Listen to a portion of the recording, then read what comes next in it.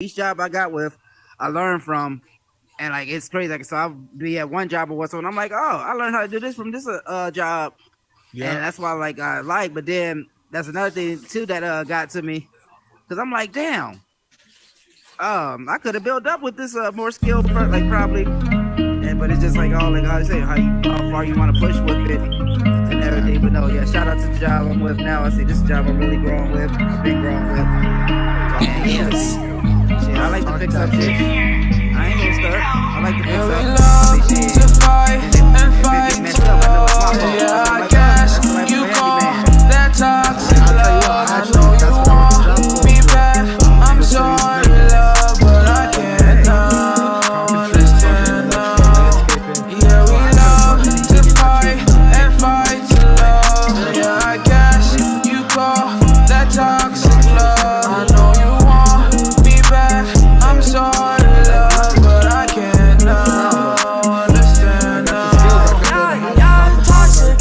I've been in the office. Since I'm in a pretty little girl in a mosh pit, giving you the world and it's strange from my conscience. You and me change the same when you're uncommon. All you ever wanna do is fight. Hit me in the face with the bottom of a knife. Playing that's the same when you stab me in the back. Wait right after you telling me to swallow my pride. The day that I die, the day that I bitch do is fine. Leave you in the rain, let my line is dry.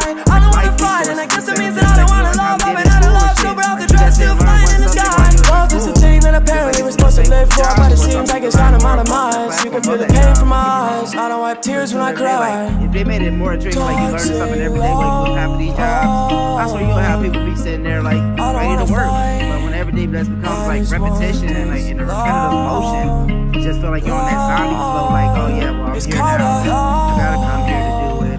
Yeah, we love to fight and fight to love. Yeah, I guess you call that toxic love. I know you want me back. I'm sorry, love, but I can't understand now. Yeah, we love to fight and fight to love. Yeah, I guess you call that toxic love. I know you want me back. I'm sorry, love, but I can't understand now. I ain't tryna fight, I'm really in my mind. I don't wanna waste my time. This feeling isn't right. I just wanna make you mine. I'm the only one here trying. I'm trying to give you everything you need now. Even though I told myself love ain't what I need now. Gotta keep trying to get where I wanna be now. Say fuck love, just trying to get between now. You tell me you love me, I go. I told you off rip, I ain't wifing you, honey. She loving this shit that I wrote. Man getting mad that she vibe with me funny. Ain't thinking with my heart no more. Cause I'm on the grind and I'm chasing that money. She tried to replace what she lost, but that never happened cause there's only one me. That real love, I don't want it anymore. You fucked up, now I'm walking through that door. That real love, I don't want it anymore. You fucked up, now I'm walking through that door. To fight and fight to love. Yeah, I guess you call that toxic love. I know you want me back. I'm sorry, love, but I can't understand now. Yeah, we love to fight and fight to love. Yeah, I guess you call that toxic love. I know you want me back. I'm sorry, love, but I can't understand now. Yeah, we got a toxic love, I can't go back. The key to my heart you hold, and I know that. Yeah, we got history, it's no mystery, but I fucked it up, yeah, I own that. But I've grown a lot and I've shown that. I'm one of a kind, you can't clone that. I know you where my soul at, but we bad together, that's so facts. Look, I swear that this ain't an excuse. You play with my heart, you gave it a bruise. I sat in the dark and I played with a noose, girl. You playing games while I paid all my dues. Love ain't a game, but you breaking the rules. Wanna rewind and go back and start. Why be together? We better apart. Yeah, you want me back, but that wouldn't be smart. These scars, yeah, I earned them. This love, it was something to learn from. One night I just stared at your pictures, just wishing I rolled up a blunt while I burned them. Leave me alone, cause I'm finding peace. Living for me, no apologies. If you love me, then you should be proud of me. I can't lie, it's the way that it gotta be. Yeah. It's like a burger shack or something called, and Anthony Anderson is the character, and he comes up out of nowhere. He's like, yeah, man, you just sitting here, just doing this day, like you wanna just, you just start talking about the burger and everything, just getting into the burger. Like, but you just see like how much like affection and everything he had towards that burger and all that. He just said they were encouraged. They were not. Wait. They wasn't going to give in. Eat. But then he was like, "Hold on, wait, man, this shit makes me want to burn down this motherfucking now." Like, and he just hear him, Pookie, grab the gas. Okay. They was about to go in and eat, and they was like, "Nah, you know what? We're gonna keep on trucking." Sorry, my little one was in the. Thought I just seen Cherry Pie pop up in here. Shout out to Miss Cherry Pie, the co-host on that Talk That Ish podcast. She in the building. Seems like she busy right now. But no, I say but no, that shit really made me laugh though, because he was saying like, "Yeah, man, about to burn this motherfucker down." But like, that's all that passion he had, everything when he was just describing the burger and everything. He's like, "Yeah, when the onions pop all in your mouth," like he was really into like detailing that burger. And I'm like, damn, I could just imagine if he was working at White Castle. I say he wouldn't be feeling like that. You make my mouth the same. Water. But it's like the same though, like with however you have it, like with Chick-fil-A. I really believe they should give him like a serum or something, or give them like some kind of truth serum or whatever, like before they go into work, because man, customer service is too nice. It's too nice that it scares me. Like you ain't having a bad day. Nah, they're encouraging them to do that. They probably getting, you know what I'm saying? They getting rewarded for that behavior. And that too. They get good benefits. Oh yeah. Pay. Right. But that just makes me like, but that just shows me though. I'm like, but again, when you have a company that loves you, or like take care of you as an employee, you can really see that. And I used to see that back in the day and everything, like with McDonald's and shit back in the day, like when I was younger. Because I remember every time we go to McDonald's or what, so like you'll see like the manager or what's like, yeah, man, I'm the manager. I'm sitting here, I'm in college doing what I gotta do. Shit, 10 years later, you go back to the same McDonald's, he's still the manager there, but then like you find out he quit school. All this and that, like, the full-fledged, this whole working, like, with McDonald's. Again, like, you build up Supreme and McDonald's and everything, but the dreams and everything he wanted to chase, now you couldn't really chase it because, like, you had to either cover, like, somebody's shift or so, and that's another thing that makes me mad about the workforce, like. But you know what's crazy, though? McDonald's McDonald's managers and shit. Oh, shit, my bad. That wasn't an evil laugh towards McDonald's. they make six figures, so like you can all talk about and no job is a bad job. McDonald's managers make six figures. They drive around nice cars and all I didn't mean that to cut each other. Hey, Jay from the H. Hey man, commend on that gentleman move right there. Thank you for that, man, for letting my host get into his seat, man. That was some real G stuff. So like appreciate my homie Sling Johnson say, when I really see some real playeristic shit, you feel me? I'm gonna really give it on the dapper. So yes, yes. So Howard, I want to go ahead and, since we're live streaming now, go ahead and intro the pod. Tell the listeners a little bit more about who we are and about our podcast before we start getting into the topic, further topics for the day. So, they gotta know who they're listening to. You want to go ahead and kick us off? Exactly. You want to go ahead and kick us off so we can get this pod started, the Talk That Ish podcast. All right, yeah. Well, I'll give the intro and I say y'all can start off with the bios first because ladies first. But again, welcome to Talk That Ish podcast, man. It's your host with the most, trying to get it burnt up in here, but not like toast, man. And y'all see the great with me, man, Miss Cherry Pie, and we got Miss Brooklyn Bandit in the building. This is Talk That Ish podcast. And we just about to give a little info on ourselves to y'all so y'all know who y'all listening to, because this ain't no robots here, you feel me? So Miss Cherry Pie, tell them about yourself. All right. Well, again, thank you for tuning in and listening to Talk That Ish podcast here on Horizon World. My name is Cherry Pie, and I'm one of the hosts here, as Howard said, of the Talk That Ish podcast.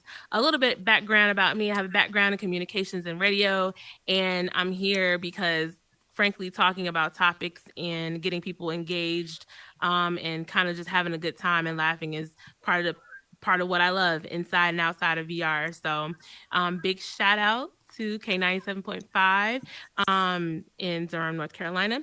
But besides that, I just want to, say, make sure that you like and save the world. Thanks for listening.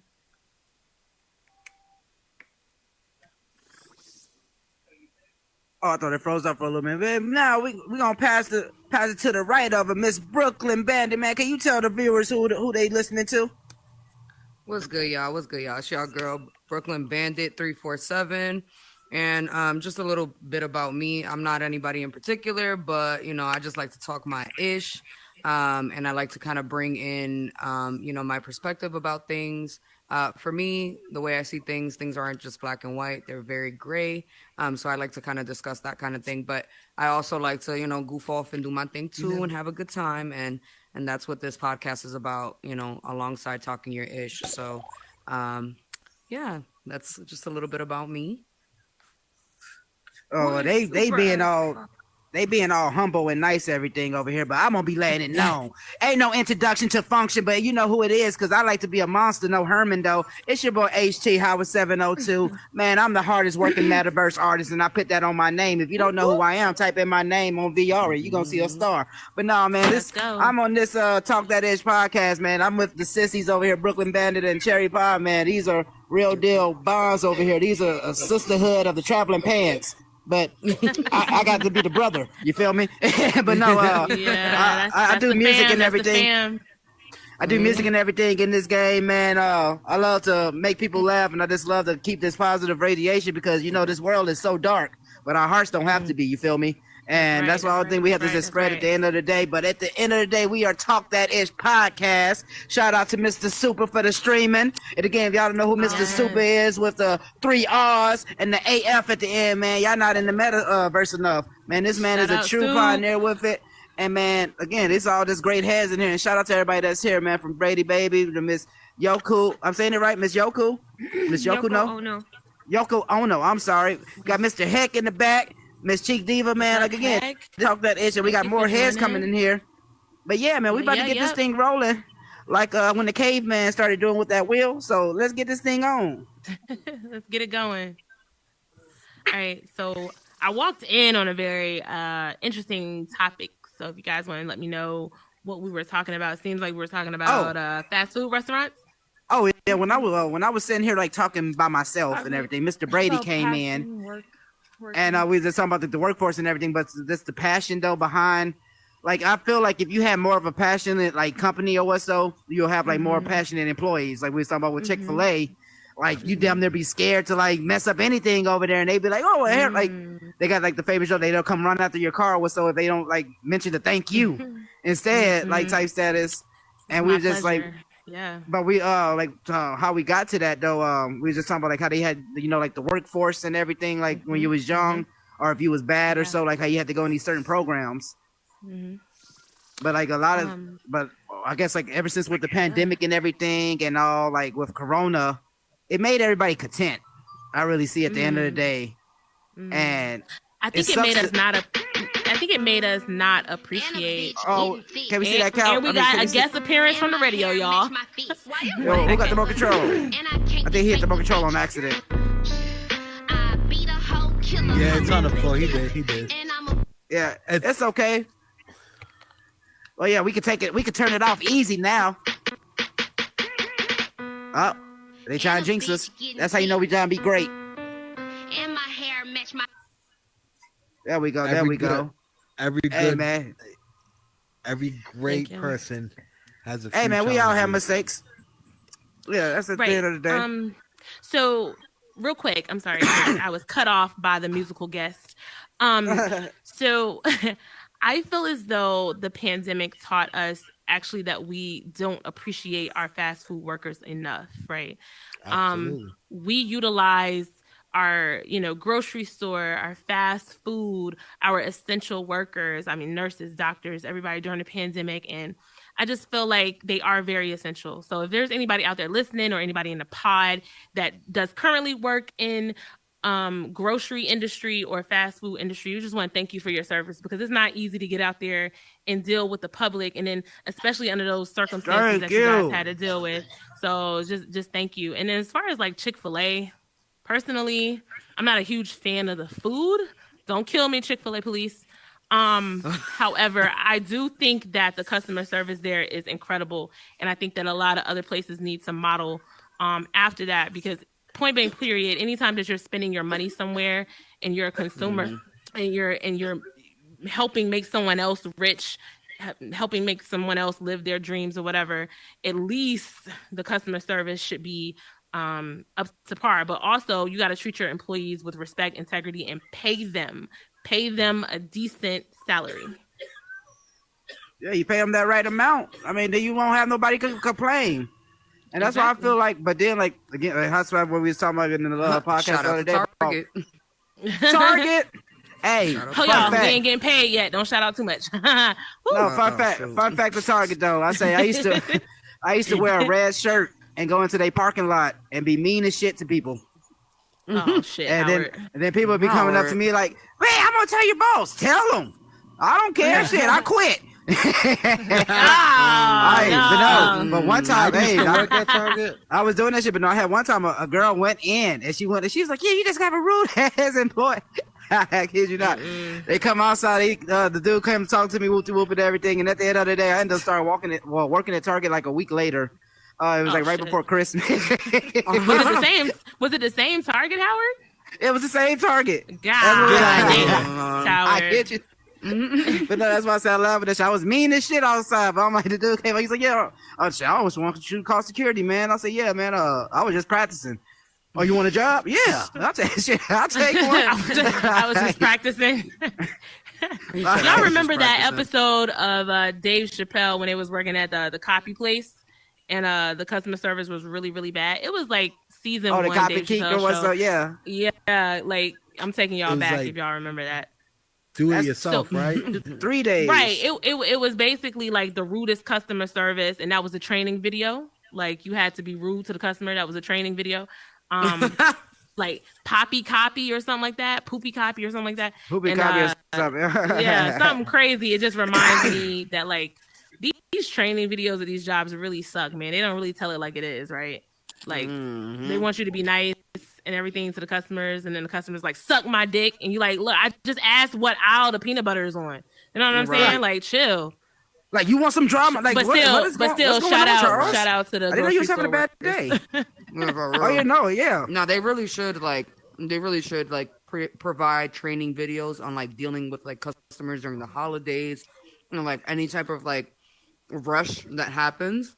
Absolutely. Because it's honestly the modern day Karens. Like a war that's zone. What they need to have a video. Oh, but no, that's what I'm saying. Karen 101. Okay. But how you just said about like the about the freaking the videos, like it's so training videos are so getting bad in the world or what. So like I was seeing with that the extremist, not extremist group, but the little religious group, the FLDS cats. I mean, they even had training videos for the girls how to do their hairs. Like hairs. Oh, so I'm saying that all plural, but their hair and stuff. And I was like really laughing at that. I mean, not laughing, but I'm like, damn, they really spent some money in to get a training video, but McDonald's don't have a training video. I'm sure they do, but it just ain't current. You know what's crazy too?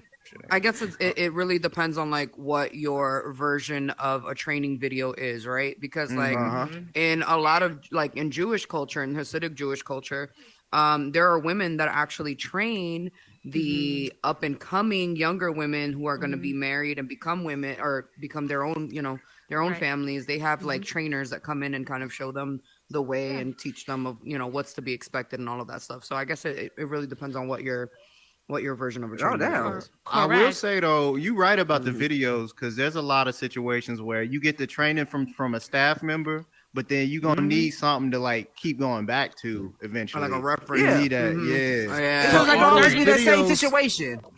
All those videos are made in the 80s, so like you can't even like in certain industries that you work in, continuing education is going to be a must. For example, in the insurance industry, where it's required you to have a license every single year. In order to renew that license, you have to have a certain amount of training hours. It's true in other professions too. Medical profession is also true that they have to continue their education. So I don't know I'm not, but that stuff's changing like every damn near day. That's just like with the technology. When I used to do security, we damn near had a new wiring video every time I turn around, and they really sitting there like you could tell they tired of making these videos. Like, we're here now to tell you how to clip on. So I'll give you an example. Like right now I work in the insurance industry, and like with the law, everything's changing every day. But when I worked in radio, something that was interesting that happened is that things were changing every day too. Like what was appropriate to say, what culture was dictating, and like it's called media training, right? So you go through extensive media training where you are taught how to give interviews, where you are taught how to speak to people. With LGBTQ and pronouns, we've seen a lot of media folks really fumble that up, you know, when they have people who come on the show who are non-binary folks and they keep referring to them as the wrong pronoun. So communication is really important in like every single aspect of every job that you do, but particularly in media, I feel like you are always learning something every single day about how to communicate with different groups of people. So, yeah. Shout out. Thank y'all for joining. Oh, if you could step out of the chair and step back in so we can hear. Awesome. You hear me? Yeah, that's better. You hear me?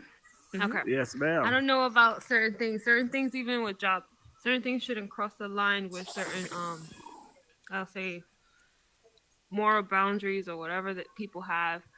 It shouldn't have to do with anything. I was almost fired for that same situation. Like, it's no training in the type of job that I was working in. Like, I was just the only one working in rich people who own a business, and they thought that I was a good person to run their business, and that's just it. It's no HRA. You feel me? It's none of that. Later on. No HR department, correct? HR department or something is none of that bullshit. It's just people who work, and you have to respect people. It's nothing to dictate your behavior or make you scared to lose anything other than that sole choice of that owner or whatever it may be. So right. So oh, sorry, you could go. No, go ahead. No, I'm saying I was just like gonna. Sorry. No. Go ahead. It's hard. You know what? This is part of communication. That is hard. It's really hard to tell when people are breaking in pauses. So all I was gonna say is, when entrepreneurs are starting businesses and hiring people that they know in the community, and they're hiring family and friends and stuff like that, a lot of times they are struggling with just the newness of a business, right? They're struggling with, how do I do this and how do I do that? And they're not necessarily in the forefront of their mind about HR, right? Like, what is politically correct to say in the workplace? I've worked with a lot of people who have had their own businesses, and the language that goes on in their businesses, if you worked in a corporate environment, you would get immediately fired for saying such things. But you have to have a certain level of understanding with people who own their own businesses. They haven't been trained in HR. They haven't been trained in communications a lot of time. What they're trained in is usually the hustle, right? Some of them say, you know what, I want to make money. I want financial freedom. And so a lot of their time and energy has been spent into making their business a success, and not necessarily, catering to the feelings of their employees or feelings, right? Safety, OSHA, all of that. Everything. That's why hiring an office manager or some type of person to manage, some type of person to manage the environment there could influence your experience as an employee. So what I would say to that, and small business owners who are listening too, it would always be helpful to just listen to your employees and take their complaints seriously in order to try to make a difference in the experience. Yeah. Well, thank you, Anonymous. If I'm gonna power wash your deck, you better announce my gender name Zer, or you're fired. And welcome Con Man. Con Man is a friend of the show. And he has amazing one-liners, y'all. We love him. It's entirely his voice entirely. Oh. We can't hear you. Two thumbs. You have to two thumbs and one line. Can you hear me? Yeah, two thumbs and one liners. Okay. Boy, I tell you. Is it bad if I do not say? I said I got kicked out, and when I don't address you as your pronoun, or if I don't. I got my It's only bad if you not homeless intentionally anymore, yo. don't. But anyway, Say it again. It's like Yeah, that's what I'm homeless saying. anymore, If yo. I choose not to And- call Oh, you hey, it came by in. that pronoun. However, to society it is bad, Awesome. and that's the bigger picture. Like Yeah. to society, they may perceive that as bad, Excuse me. even though you But didn't society know. doesn't rule a lot of people. You know what I'm saying? It's not Oh, really even good to let society rule. To the contrary. Because society, To the like, contrary. You yeah. you still have a 'Cause- monarchy system in in the UK right now, and that's all from Yeah. society right now.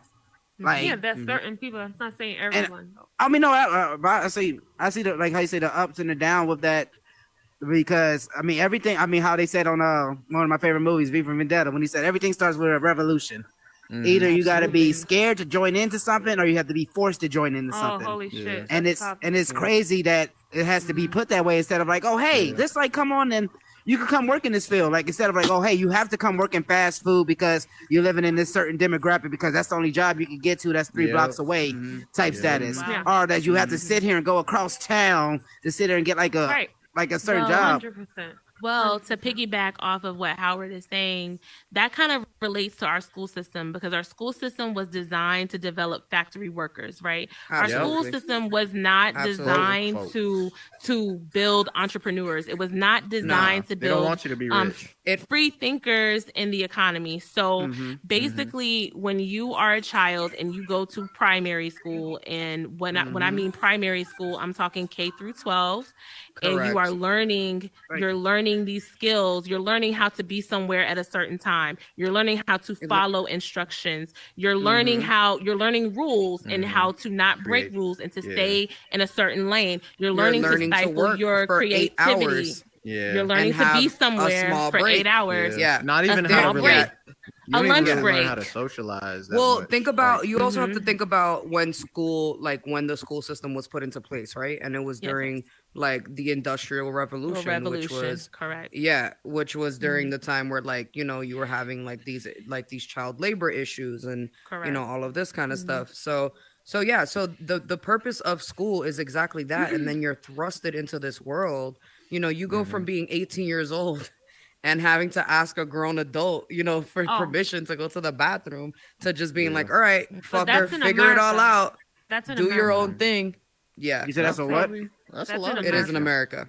No, that's the school that is system true. starting in the end, the industry that. Oh wow, that's okay. The Industrial Revolution. Yeah. But philosophy came way before all of that. Oh, yes. Right. They had 100%. rules But Plato and Socrates.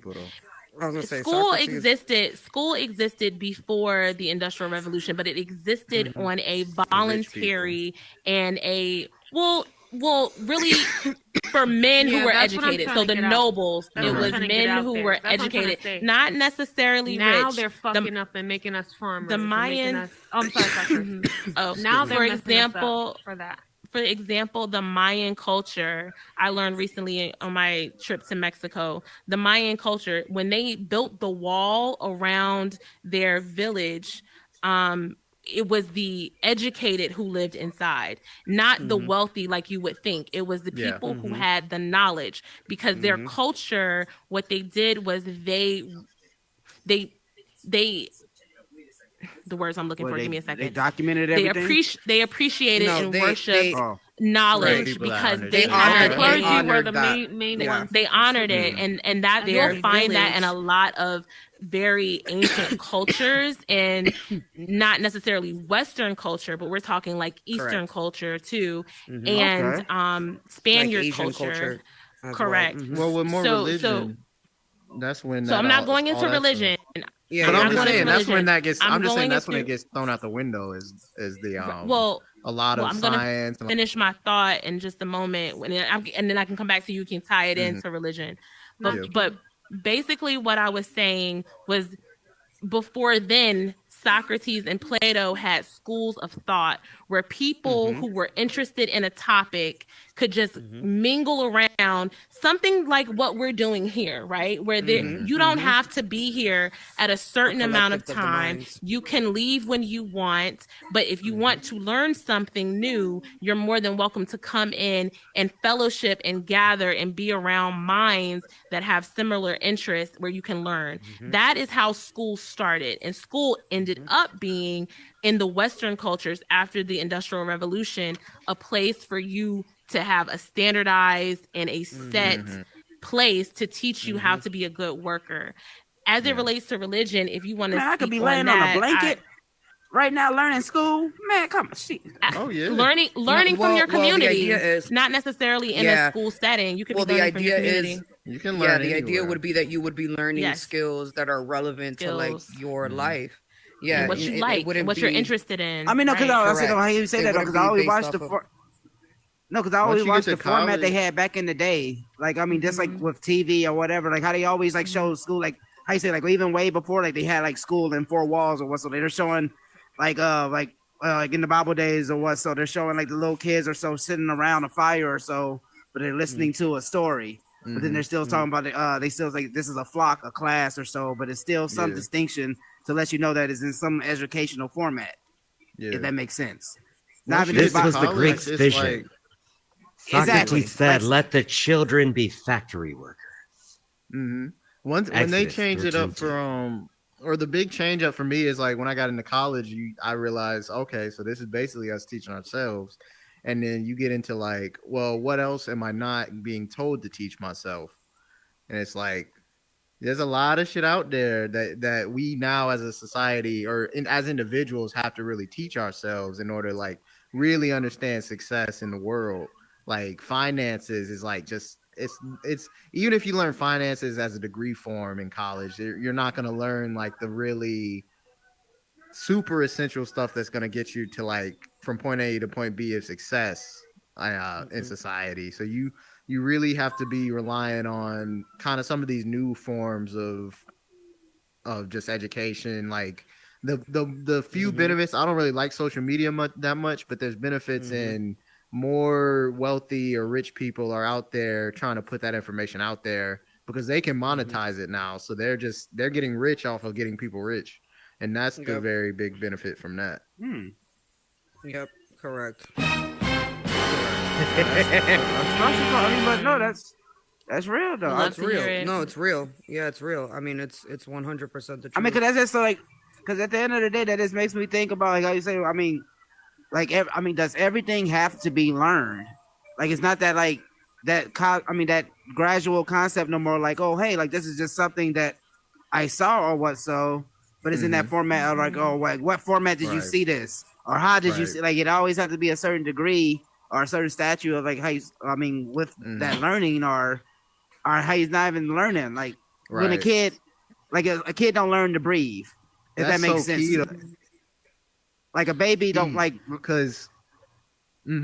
When you think about like that's not elementary school, middle school, high school, they don't really teach us life skills. Like if you think about it, majority of the stuff.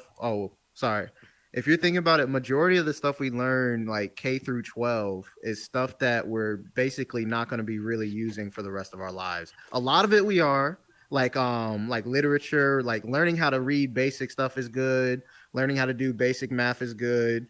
Learning a lot of your history is good, but past that, we should be learning life skills that are going to be tied to what we're doing after we leave school, and we're just not taught any of that stuff. So let me just interject right now. If we didn't have a structured school system, I believe that parents at home would be teaching their kids how to balance the checkbook, what taxes are, how to take care and maintain a home, how to sew. I remember, and this is crazy because we don't really need it right now, but I remember because we live in fast fashion where if something costs $7, you can toss it away and buy another shirt that costs $7. But back in the day, they actually saved their money by repairing their clothes.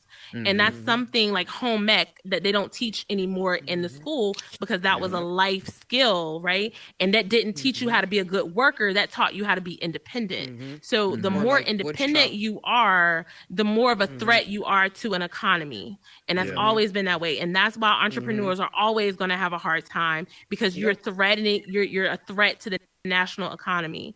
And so kind of like to piggyback off of everything else that was said, I just feel as though when it comes to independent learning and learning from your community, you still have the power to do that.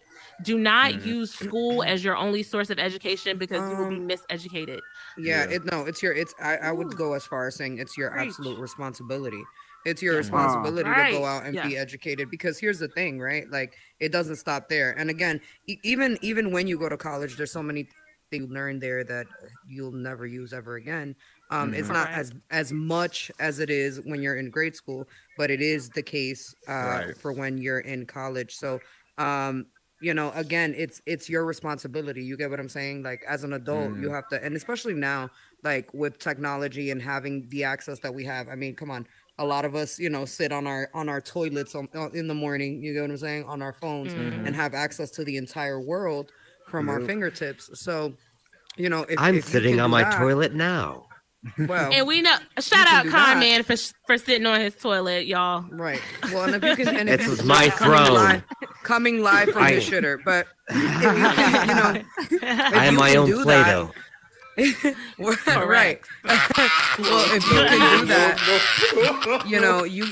if you can do that, then you can educate yourself. And again, it's as simple as like, the same way we all love different foods from different cultures, right? There's no reason why we don't know certain things when it comes to, certain things. I think I think that's an amazing point you made me think about.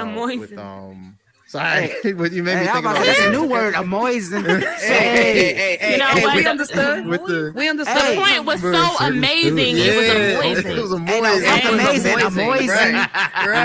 Hey, that's the word of the day. Amazing. But there you go, Anonymous. With the social media thing, it's because it's like, for me, I know like how dangerous social media can be for our society. Preach on it. And it's like, tell us about it. It's literally like a double-sided dagger, where 100%, majority of people don't have the education to really use it to their benefit.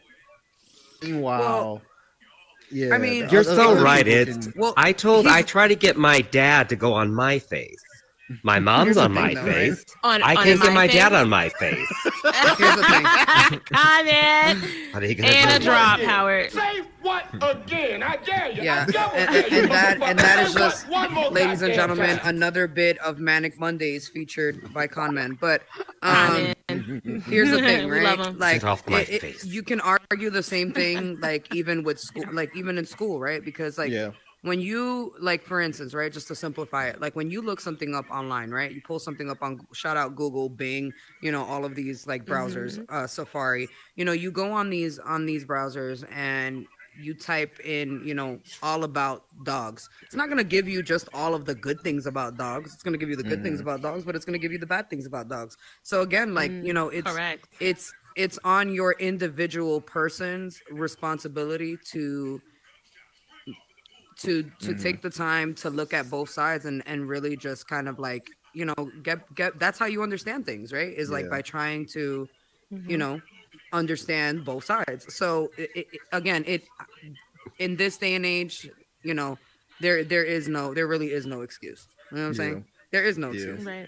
So that's just, for me, not one of the gray areas. So I'm finding that formal education is becoming less and less of a priority or a necessity in the times that we're living in right now, with entrepreneurship being up.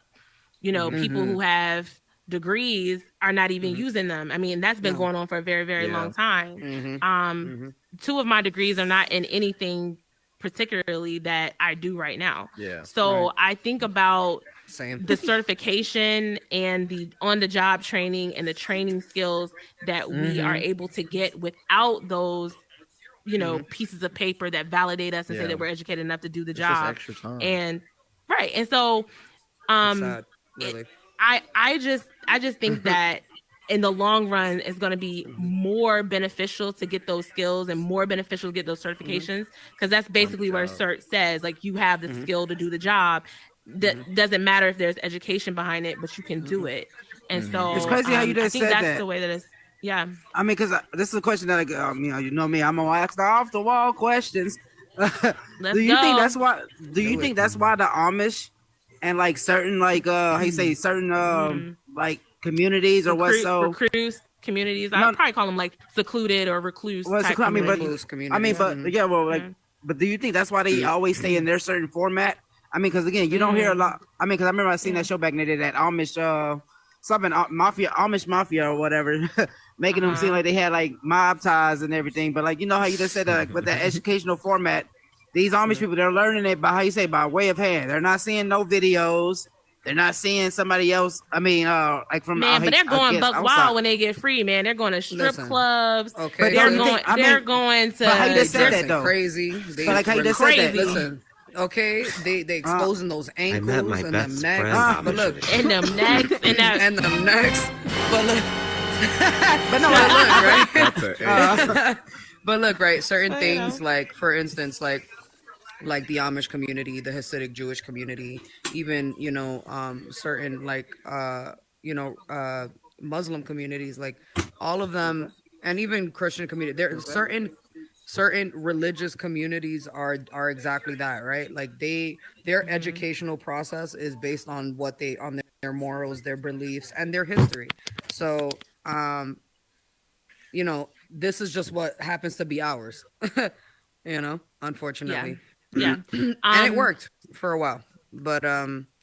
We're past that, We're past the Oh, you have to get out the chair. I mean, I'm a Muslim, so are you Nation of Islam? No. Okay. Oh, she back. Muslim. I'll get you the chair. Got you. So just like sorry. Yeah. No, I was just gonna say, just like there are different denominations of Christians, there's different denominations of every religion. And it's interesting that you said that you're Muslim, because my mother for a period of time dated a Muslim man, and this is probably a topic that we're not going to get too deep into religion, you know what I'm saying? Because it is a very touchy subject. But I will say this, my family, you have to back away so that we can hear you. Welcome to my world, guys. It's coming soon. Okay. And so it is a very well, shout out your world when it's come back on the podcast and shout your world out, girl. We don't hate. Come through. Y'all all come through. We have those. So it's interesting because before she dated him, she was Christian, and she converted for him, and therefore I was forced to convert because I'm a child and I didn't have a decision. And so for a while I was a Muslim under the Nation of Islam, right? So assalamu alaikum, alaikum salam. So it took me a while to understand what was happening in my life, because there was an adjustment. And we don't talk often enough about being in society, being in religions, or being in groups where you're forced to become part of those groups, but either because of birthright, because you're born into them, or because some adult in your family when you're a child makes a decision to change your religion for you, which was done for me. I didn't realize what happened to me mentally during that change, right? So you go through a lot, right? So you grow up learning about a certain religion, having a certain faith, having a certain belief system, and then it shakes you up. And that happens in the Amish community too, because they grow up all their life believing something deep that they've been taught their whole life and that their whole family has done. And then they see that there's another world out here, and this other world is telling them something completely different and changing and shaking up their belief system. Well, no one's a product it of depends. Their upbringing, really. I mean, it was just me and my mom, and she dressed me in dresses and stuff. Here we go. Here we go, comment. Anyway, but I found my way to. You did. Look at that. Just so we don't jump off that. I had like the complete opposite. I would say my mom was Christian, but sat me down. Yoko, if you could sit in the seat probably and just put the microphone down, we might have a better chance of hearing you. Yeah, that's better. You can hear. Well, at first back out of the seat and then come back into the seat. Yeah, and we should be able to hear you. Hello. Yep, that's clear. All right. Like I had the opposite type of situational upbringing, and of course it's going to be subjective because we're all different. But the same thing. My dad was Muslim. My mom was Christian. She converted, but before I was born, I think so. But they broke up and all this in between. Got back, so she left it, whatever to say. But his sister, who was even heavier Christian, they sat me down, my dad and him, and said, "You're gonna study Christianity and Islam at the same time." So that was good. I say thank God for that. That's good. And I spoke on where you said that they jump into a religion without even like they just follow. Yeah. But a lot of people don't even read. They haven't read the full Bible. And like I said last time, people say they're Christian, but they never read it. You said that everybody has a different type of way of going about their religion that they're in, and that's right. But that's society. What the scripture says is what it says, and if it changes or have contradictions in it, I would say question it for sure. But if it stands true or holds true, and when it, like you said, the society is it's a completely different thing from what it's telling you, it's really not, because it tells you there's homosexual, it tells you there's brothers who kill Abel, Cain and Abel. You understand? He tells you there's murder. It tells you it's we rape. do not condone any hate of any kind. Nigga. It tells you really, nigga. We respect. Come around. Yeah. Exactly Thank you. No, thank you for your commentary, and we respect all religion and we respect all sexual orientation and Talk That Ish podcast. What I will say, my circumstance was different in a way that it's I'm comparing it in a way to the Amish, because when you grow up your whole life believing one thing and you get a curveball, right? Because when they go out into modern society, they get a curveball because they're not used to that at all. You know, it's a lot of stuff coming at them at once. They don't know how to process it right away sometimes because they've been so far removed from that. There's a lot of stuff they're seeing for the first time. People have lied to them. Humans have that lied happens to them, with but like they have a not lot of really gone out and done the research for themselves. That's the aliens file. That's something you think you should do at a certain point in your life where you can understand it. Like my dad and my aunt. I was 13, puberty about to be. Of course, I'm not really thinking about that, but later on in life, just for that little footnote that was put in there, it actually helps as an adult when I can actually make fucking choices and things. So I will say, we speak a lot about truth, right? And what truth is. And we all would like to think that there is no alternative to a truth, right? A truth is a truth. However, when we're dealing with different groups of people and different backgrounds and different educational levels and different religious backgrounds and different ceremonial traditions and all that stuff, my truth may not be your truth, right? And I may grow up my whole life with a deep, deep belief and a deep, deep conviction for my truth. And when someone comes around and they threaten my truth and my belief system and everything I believed in my whole life, that is a very hard position to be in. And so I want to say that to say whatever it is that is your truth, whatever it is you believe deep down in your spirit and your soul, don't let anybody shake that, because that's your conviction. But what I will say is keep an open mind. Keep an open mind to hear other people's truths too. Don't just shut it down at your truth, right?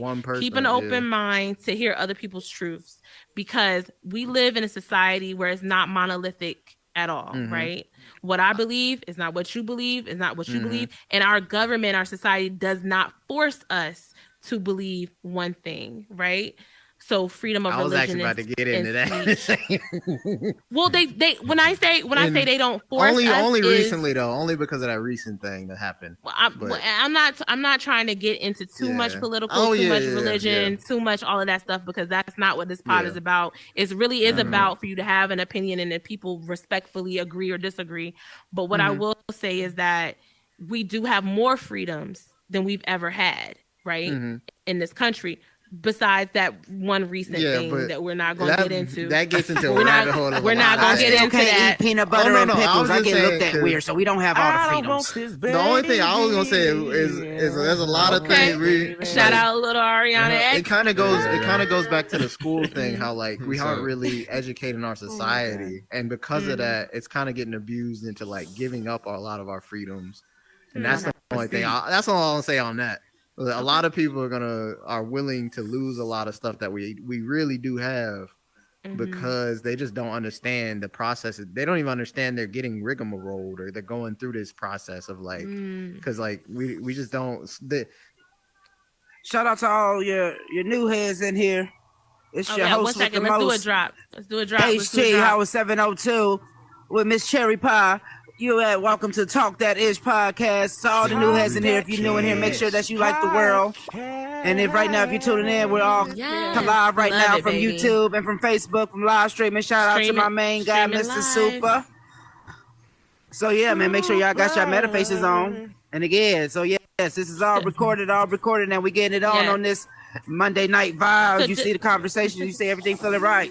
Hello. And just to let you guys know, Super is the stream, right? So Super is important to this room right now. So just want to put that out there. Again, as Howard said, I'm Cherry Pie, one of the hosts of Talk That Ish podcast. This is a very welcoming podcast. Any topic that you want to talk about, any race, religion, sexual orientation, belief system is welcomed in a very respectful way. We will have discord. We will not all agree and we will not all disagree. And I feel like I have to say this. Things that we say on this pod when it's coming from the host, because I can't speak for anybody else. It does not apply to everyone. We're not making everything a blanket statement. It is very general. So what is for me, my perspective only. You all have your own history and your own perspectives. You got your own world. That's right, Ariana. I was gonna say something about that too, like when you were talking about earlier with just religions and a lot of that stuff. A lot of people are misunderstanding like what religion can be for like different people, and like you really can just talk about like the statement "I'm a Christian" could be completely different for like 50,000 people, and people don't really understand different denominations of Christianity for sure. And you know, we need to stop grouping and blanketing religions together and say it was this group and it was this group, not understanding that there are different denominations within that group. There are different extremists in each and every group. But not to make it a religious podcast because we have many other topics. I'm about to get ready to switch it up. I got a question. We are. I was like, wait a minute. We gotta switch it up. I was like, wait a minute. My internet kicked me out. I came back. We're not doing that. We're not doing that today. We got uniform, sister. We're in this. This is the revolution. I was like, hold on. We have lost Con Man. This is the revolution. We have lost Con Man, and I'm upset about that. Con Man is my question. The building. Yeah, to switch it up. I say I was actually listening. I was just watching the movie with my lady. Real quick though. Shout out to my missus. Shout out. But no, yeah, but she's not feeling well. She's laying right now. She's laying right now on side of me, not feeling well. Better. But no, feel better. Everybody say feel better. I mean feel better, baby, not wetter. That's for me. Oh, but no, sorry. Oh my God. But no, we was watching the movie and we was watching that Black Phone. I don't know if anybody's seen it yet. I've been wanting to watch that. I haven't watched it. Well, I mean, I'm not giving away no spoilers or anything, but basically it's just the whole like basic of the movie or what. So it's like they got a dude going around kidnapping kids and stuff like. Oh no. And one of the kids he kidnapped, but he's like he fights back. Type status, but it's stuff like it made me sick because I have a 6-year-old. But it shows like we was just talking about with school and everything, because you know how like I mean how you say like you have certain periods of school like it like was so open and everything or so well supposedly, and I'm seeing like because this was like in the time period of like the 70s or the 80s it seemed like, but they're showing like the kids like each kid basically to me was like open prey. They was like going by themselves type status. Like one kid was like just left off from his friends. One kid, I mean, like this is like from true scenarios. I know they got to use true stories. You feel me? But it's just so crazy to me. Do you feel like back then, like how you say, like back in like the early days, like 60s, 70s? Because I see Heck is in here. and I want his can't input speak on it the too. 60s or the But 70s, but what I will say I mean, is that from like our time like that, like do y'all think like we hanged out like with our crew more times, like Scooby Doo status, like do you feel like we was always a more forced to be like working together or separate? Because I mean, a lot of cases I see like these kids are like picked off like by themselves, or they going to go meet somebody. Lock-key kids. Yeah, lock-key kids. Yeah. I feel like that's gotten a lot worse now. Gotta see Karate Kid. The Ted Bundy movie. You gotta step back and come back in, little area. There are a lot of children who are now, or there were a lot of babies that were born who are now like small children, small humans, and they're running around and they don't even know what an interaction is with another child. You see, here's the thing, right? Like being social, it's not just something that's being forced on us as a society. It's a part of our innate behaviors. You get what I'm saying? Like it's what we do. It's how we survive. Social health. We stick together. Yep. So yeah, I would say that it's more of a social innate need, and not so much something that's being forced on us. You know. Yeah, because that made me like kind of scary with that. Oh, what you say? I'm sorry, Aria. I'm sorry. I don't even think I'm talking about. But as far as like the kids being by themselves, like in the 60s or whatever, 70s, but in the Ted Bundy movies, I know that those girls were a little bit growner, but they were always, freer as far as by themselves. And he did kill little girls too, but it do seem like a difference. I mean, but like how you just said that though, like, but you never heard, like you never heard of like a kidnapper taking a group of kids. I mean, besides like parents stuff or, all right. I mean, because why? It's the boom of social media. We have so much information at our fingertips now. I mean, we have systems in place. We've got silver alerts, amber alerts. So it's so much information that you have where you can find out the news. I mean, people read the news online now. They have social media that copies and pastes clips of news stories around the world. You can go to the Shade Room right now. Shout out Shade Room. You can go to the Shade Room right now, and they're going to post something that happened in the news, right? If there's a shooter, it's going to be on the Shade Room, right? If there's an active shooter and somewhere. Hollywood Unlocked and Hollywood Unlocked. It's everywhere. So I remember reading a story that a true crime story that happened in Atlanta in the 70s, 80 era, where it was this van, literally white van, coming to pick up kids in the Atlanta area, and they were on the news asking parents, do you know where your kids are? It's 10 o'clock. Where are your kids? And that's because kids were getting snatched up in marginalized areas of Atlanta, AKA black and brown areas of Atlanta. They were they were picking up these kids, right? Social media did not exist then. So parents, unless they caught that news channel where they were telling them, hey y'all, they snatching up kids. Where do you know where your kids are? They would miss that information, and their kids would just be out on the street playing. Now parents can be at work and literally have a live stream of where their kids are in the classroom. They got their location now. They have their location via cell phone. So kids were freer back then, to your point, Howard, was because we didn't have the information to keep them safe. Now we have more the surveillance. Now we have more information on them to track them.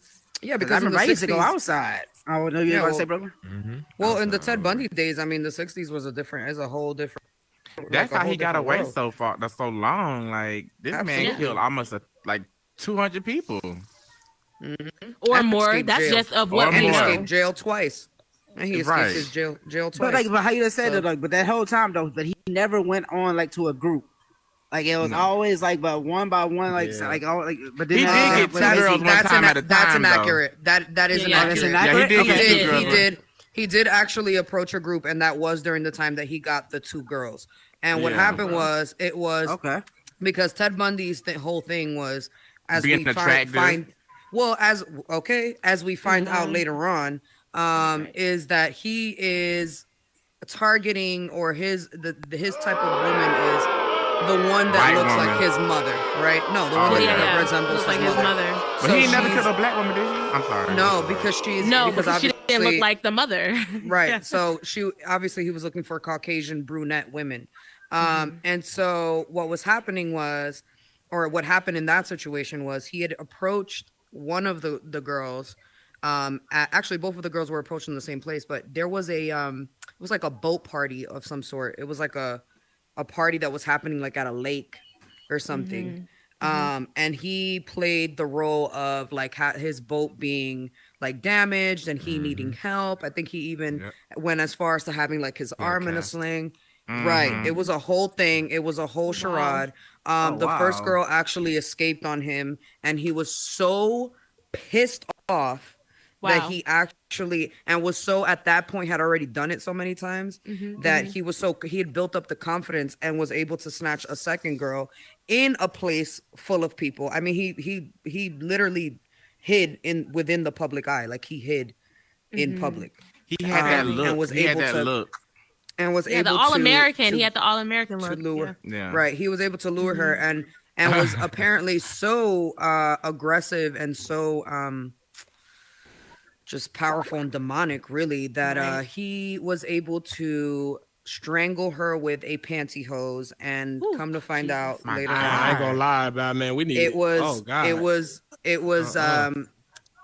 was similar to her head essentially being like severed off, being cut off. That's how much force negative up in here. was used behind. But anyway, we're not gonna talk about that. It was just too. We were talking about a scary movie, man. I love it here. Getting choked by pantyhose and shit. What in the world? Okay, all right. Let's take a pause. What y'all think about that new black phone that just dropped? Let's talk about that. That's what we were talking about. That's what we were talking about. That's how it led to that. Ah, damn. Kids getting snatched up and stuff like that. Because he did snatch a kid. I'm not gonna lie though, man. I say all of this, right? I say all of this to simply say that in the 60s, it was easier. The culture was different. We're talking about a time where hitchhiking was common. We're talking about, the whole friendly neighbor, friendly people next killed door back then, baby. Nobody knows. Exactly. Your church member could be the one who you're buried behind his backyard because you have that trusting relationship and you don't really know that person, but because you've seen that person in a social setting, it's so much crazy like energy out here in this world that you have to be protective. Yes, they should have been more protective back then of their kids. And I think the older generation, as they started raising their kids, they realized that, and then they started to raise their kids differently. And by the time you got to the early 2000s, that's why they started tracking their children. That's when I started hanging out. Because that's why I say my 6-year-old was. I mean, he hangs out with his little friends and everything. Don't get me wrong. But then I was just looking at that for me because they go everywhere together. But then I'm like, I just started thinking now, like looking around nowadays, like I don't really see that format no more. Like when I go to the movies, you don't see so many teenagers, hanging out in that little circle no more. What so like how we used to be, like I guess being younger. But that's because a lot of restrictions are now. You can thank mass shootings for that one. You can't do anything nowadays. But then I look at situations. That's the only serial like killer you're gonna get is a mass shooter, because you're not gonna get no serial killer like Ted no more. But no, how you say nobody's chasing anybody down. They're not chasing anybody down anymore. Ted's are still out there now. They still. I'm gonna say it's all about who. It's all about if he got caught or not. Yeah, but they just changed their strategy. They still there. They're old school. I will say this though, it's harder. It's harder. DNA. I like what they said. Yeah. One mic. DNA evidence has advanced so much since Ted Bundy. Okay, you got to understand that one drop of blood.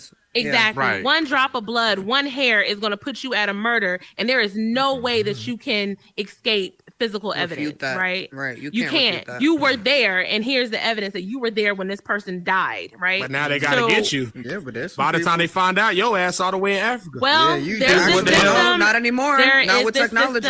Called now we got they ain't caught today. One mic. It's still a lot of murders. There's this system called CODA. And if you have ever been arrested, they have your fingerprints, they have your DNA in the CODA system. So if you commit a crime and you've ever been booked and they find your fingerprints at anywhere that you commit a crime, they can find you. They know who you are.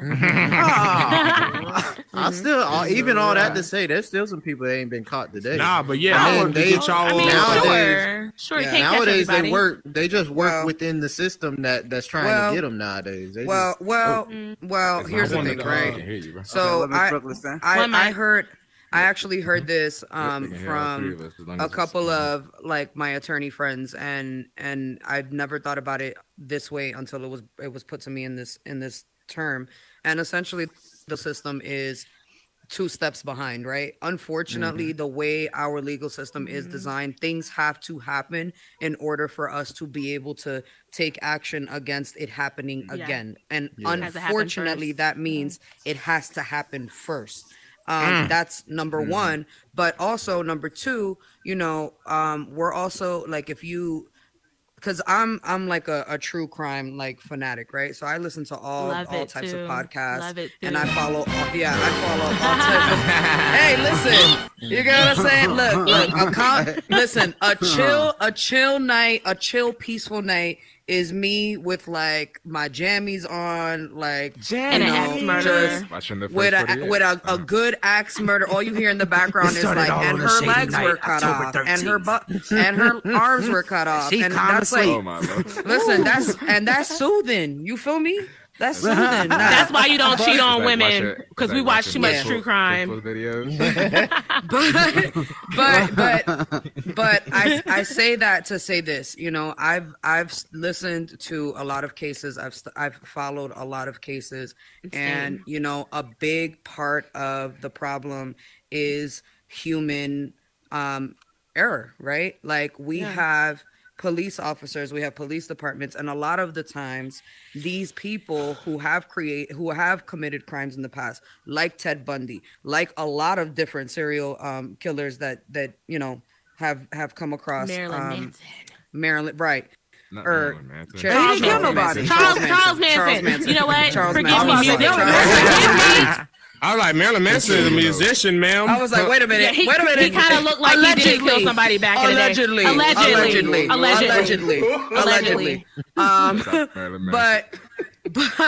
But excuse me, music one community. thing. I'm sorry. Put me on your next album, Marilyn. Okay. One thing. I can't with you. Listen, y'all. He's been doing. Marilyn's been doing the whole. Oh no, wait, that's Gene Simmons, right? I'm bugging. Wait, no, Marilyn Manson's been doing the whole Kanye thing, right? Yeah. Anyway, he's been doing that. He's been on that. Anyway. So, but the point is that that's another big part of this, right? Is the police departments, that aspect of it, and a lot of the times, a lot of these criminals have been put into these systems, have records, and still find a way to either charm their way out or just get their way out, depending on what the situation is and the time period and the geographical location and all that. Not all of the time. Not all of the time. No. Sometimes, a lot of people. Sometimes it's just based off of straight up personality and like just Interesting enough, I don't know if you guys have followed this case because it's really interesting because it happened in my hometown. Which one? Have you guys seen The Staircase? Why is this Michael Peterson put, his wife fell down the stairs, right? Yes. There's an HBO Max series called The Staircase on HBO Max now. It's probably on regular HBO. That occurred in my home city of Durham, North Carolina.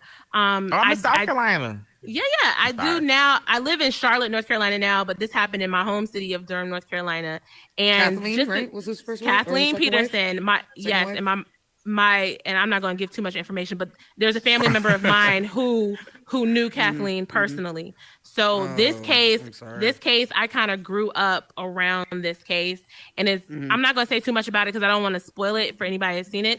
On Netflix, there is a documentary because the weirdest shit happened.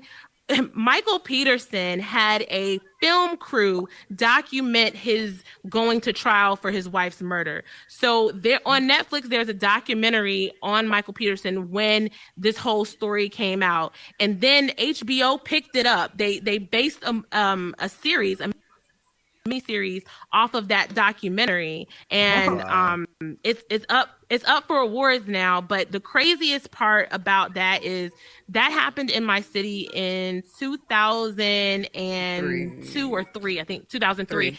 I was getting 2003. So I was in middle school at the time when that happened, and this was before social media, right? The boom of social media.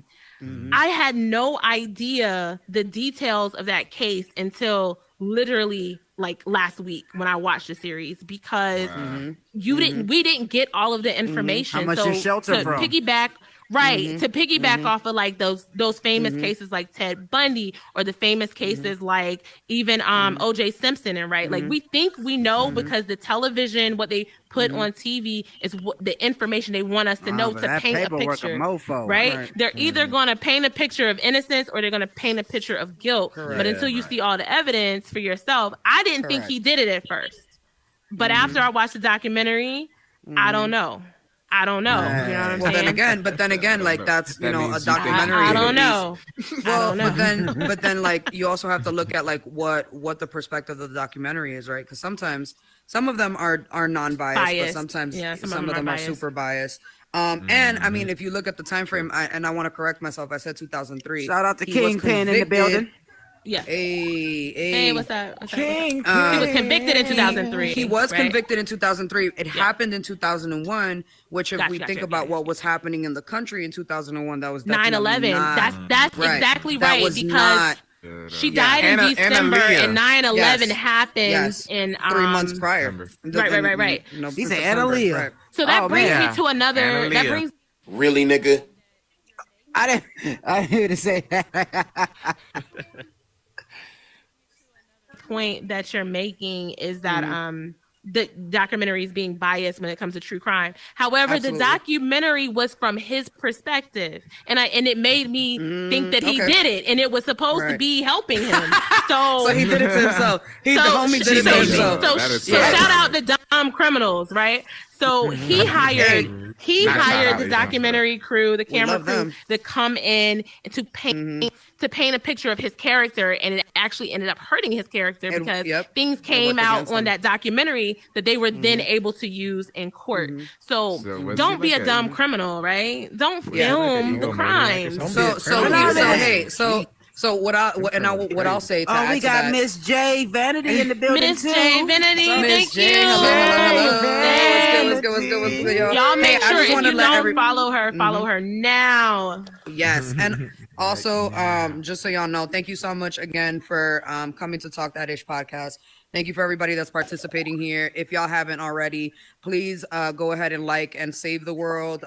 If you are returning, welcome back. If you are joining us for the first time, welcome to Talk That Ish. Talk That Ish is a podcast where we just like to come, talk our ish. We put our stuff on the table, and we just have a few ground rules. We don't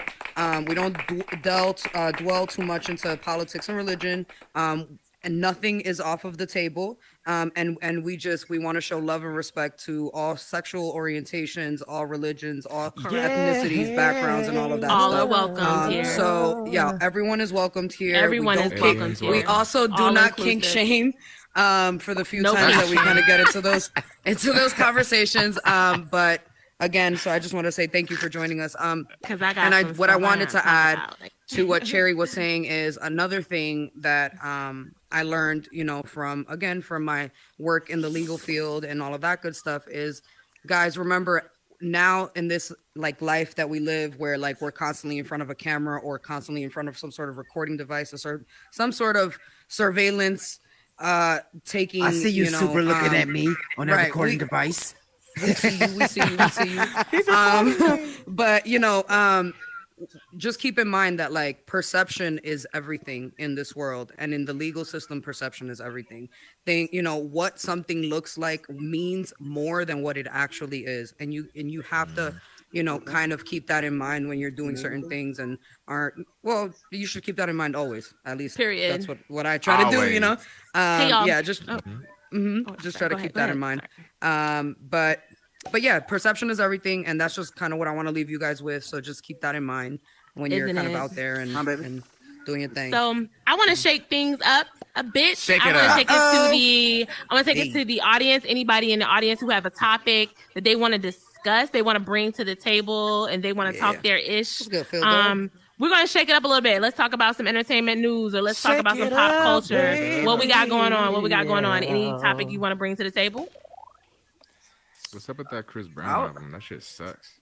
What happened? Okay. What is Music. it? That's a good topic. That's a good topic. Chris Brown album perception. As far as perception goes, did he really drop 250 songs?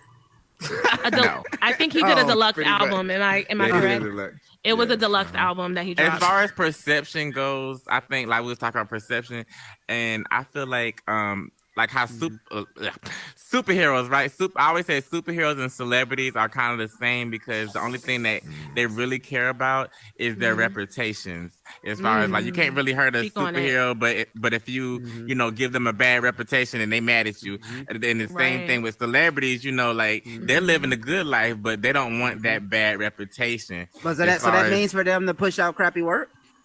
It doesn't. I'm just saying, like how Chris has had a bad reputation long before this album, y'all. Yeah, it's not forgetting. Remember the music was not the problem with Chris Brown. It might make him put out. Yeah, it wasn't a problem with Chris Brown. I just felt like one at a time, please. No, you can go ahead. I just felt like that's what it is sometimes with celebrities, as far as their reputation is the most important, as far as like ruining them. And us people, sometimes we have a little control over that. I really feel like CDs are still dying though too. Well, here's the thing, right? Like celebrities, unfortunately, right, are polished and prepped and put in place in front of us to be their best representatives, right? Like when we look at Chris Brown, we're seeing Chris Brown's media training maybe 101. Well, maybe Chris Brown is not the best example, but when we see a celebrity, we see the best representation of them. Right. We also have to keep in mind that like because of that, we kind of are blindly supporting these people, right? So when their true colors kind of show, and I'm not saying that people don't make mistakes, because people make mistakes, but there's only so many times that you do certain things before it's no longer considered a mistake. And the thing is that you have to keep in mind that like when we're just out here kind of supporting them, we don't know what also we are enabling behind that. And certain people, have certain beliefs and stigmas and things that they're afraid of and things that debilitate them and affect them in their lives, and we're enabling that, as part of it. So y'all think he really be having the pain in his dancing? I'm sorry. Oh, 1 second. I just want to get back to DL's original thought was that the music was not good. And so I want to just say something real quick. I don't do deluxe albums, right? There's a lot of I'll explain. There's a lot of artists in this room that may understand what I'm saying. The reason why I don't do deluxe albums is because there is not as much thought that goes into the deluxe album as it goes into the recorded and sold album that comes out. A deluxe album may have some unreleased tracks that didn't make the cut to the album, or some that the production didn't meet the cut. So now let me throw this on a deluxe album and put it to the masses. I have been a fan of Chris Brown's music. Now his personality, we can have a different discussion about separating the art from the artist, right? Because in our culture, again, his personality leaves much to be desired. But what I'm talking about is separating the art from the artist. And I'll give you examples of this. The Cosby Show, Bill Cosby. R. Kelly, his music. It's separating the person, their character, who they are as a person, what they do outside of the art that they create from the art itself. So if I'm judging, and the question was about his art, it was not about his personal relationships with whatever. I'm going to talk about his art. And as far as his art, I did not like the album, and I usually like every Chris Brown album, but Chris Brown doesn't usually put out deluxe album. He usually puts out full studio albums. And with too many songs. Right. He does love a lot of songs. And he usually works. We're seeing artists right now trying a whole lot of different things, from Beyonce doing the house tech music vibe, from Drake. Oh, we're gonna give that to Jay Drake. Vanity, the couch is live, Mike. So if you want to add in at any point, just let me know if you want to say something about that. Yes, ma'am. But yes, the Beyonce, her sound. Beyonce has some of the best sound engineers and some of the best producers and some of the best writers. So of course hers is going to work for her because they craft it to work for her. A lot of artists don't have that team. So when they try something new, they're really putting it out there without a lot of thought as to who they are as an artist, and is it going to translate into who they are. Beyonce is the type of artist. I'm gonna finish up. I know I'm talking a whole lot, but Beyonce, and I'm only saying this is because I sing. Beyonce is the type of artist who she puts a lot of thought in her projects. Beyonce would never put out a deluxe album if it wasn't worthy to be on an album, right? And that's just the type of artist that she is. But artists like Chris Brown, who's been in this industry for a very long time, Drake, Beyonce, they almost feel like they have a safety net that they can afford for an album not to do numbers. You can't do that on your freshman album. You can't do that on your sophomore album. When you can make a mistake, it has to be something like you're 10 years into the game and people already love you. We're not going to be talking about this deluxe album in 2 months. I promise you. Because he's going to be on to he's going to drop a single. He's going to drop a single, and the single is going to make it to it. And we're going to be listening to that for 4 years after that. I ain't gonna lie, that boy a new song on TikTok. That boy Chris be having me in the mirror like, I can believe I can run. You get what I'm saying? Like, and I still play the OG album. Don't play with me. I just love old Chris Brown. But I like how she just said that. Oh, 1 second. I mean, no, how she just. Oh, I'm sorry. I don't know how you just said that. Oh, I'm sorry. all I need is one mic. One at a time, y'all. One at a time. One mic. I do love old Chris Brown. I don't know, maybe, and let's get back to the. Well, I wanted to get back to the separating the artist from the art person. I do find it hard. I really, really do, because if I really do enjoy whatever that representation or whatever that's put out in front of me, then I can enjoy the art way better. Like, if I understand that this person is an activist, they do this for the people, they do that, it makes me enjoy that music and make me want to listen to it even more. They know that. It goes the other way when it's something that I'm not totally in agreement with. If I have dark skinned friends and I hear an artist that says he don't want no darkies in his VIP, that's gonna make me look some type of way. I like your music, but I gotta draw a line somewhere. Exactly. That's why I always say like you gotta have. Oh, yeah. What do you say? Go ahead, Dio. Dio, no. Dio, go ahead. Do you still enjoy the music though? I do still enjoy the music, but it makes me look at it as if, do I want to listen to him right now because I'm feeling like this? That's the dilemma. Right. It's like it's a weird dilemma that musicians have. It's like the personality and the music.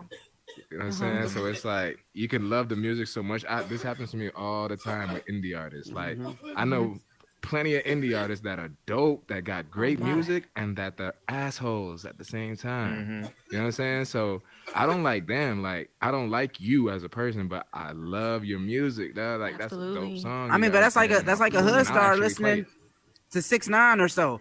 That's like, like how we just having this conversation the other day. But no, like how you just said that. I mean, but regardless of his situation, we'll do it. Times on this pod. No, that's what I said. But no, regardless of section. Right. But regardless of his situation, hashtag shout out witness protection. But no, but really, regardless of his situation, that cat got some catchy songs. Regardless of like how many cats could sit here, I had a couple of times. I'm sitting there, I feel even though it was him, I'm sitting there like, okay, bobbing along to the beat. But then like has that effect, and it's crazy though, like how you just say that. I mean, because at the end of the day, it's still like how you say, do you still listen to their music or what? So I mean, because regardless of this person, I mean, I know I don't like his actions or what, so but I know I can't just turn this man off in the middle of my son singing on. You feel me or something? That shit fire. Right. Well, I guess I guess there's an argument to be made because like, okay, how about this? So Usher made a whole song about him cheating on his on who was it from TLC? Was it? It was Chili. Get it right. It was Chili. He made a whole song music about fans him cheating on know. her, right? He made a whole song about him cheating on her, which is morally wrong, right? But it was a good song, though. And it's a classic. It's a good song.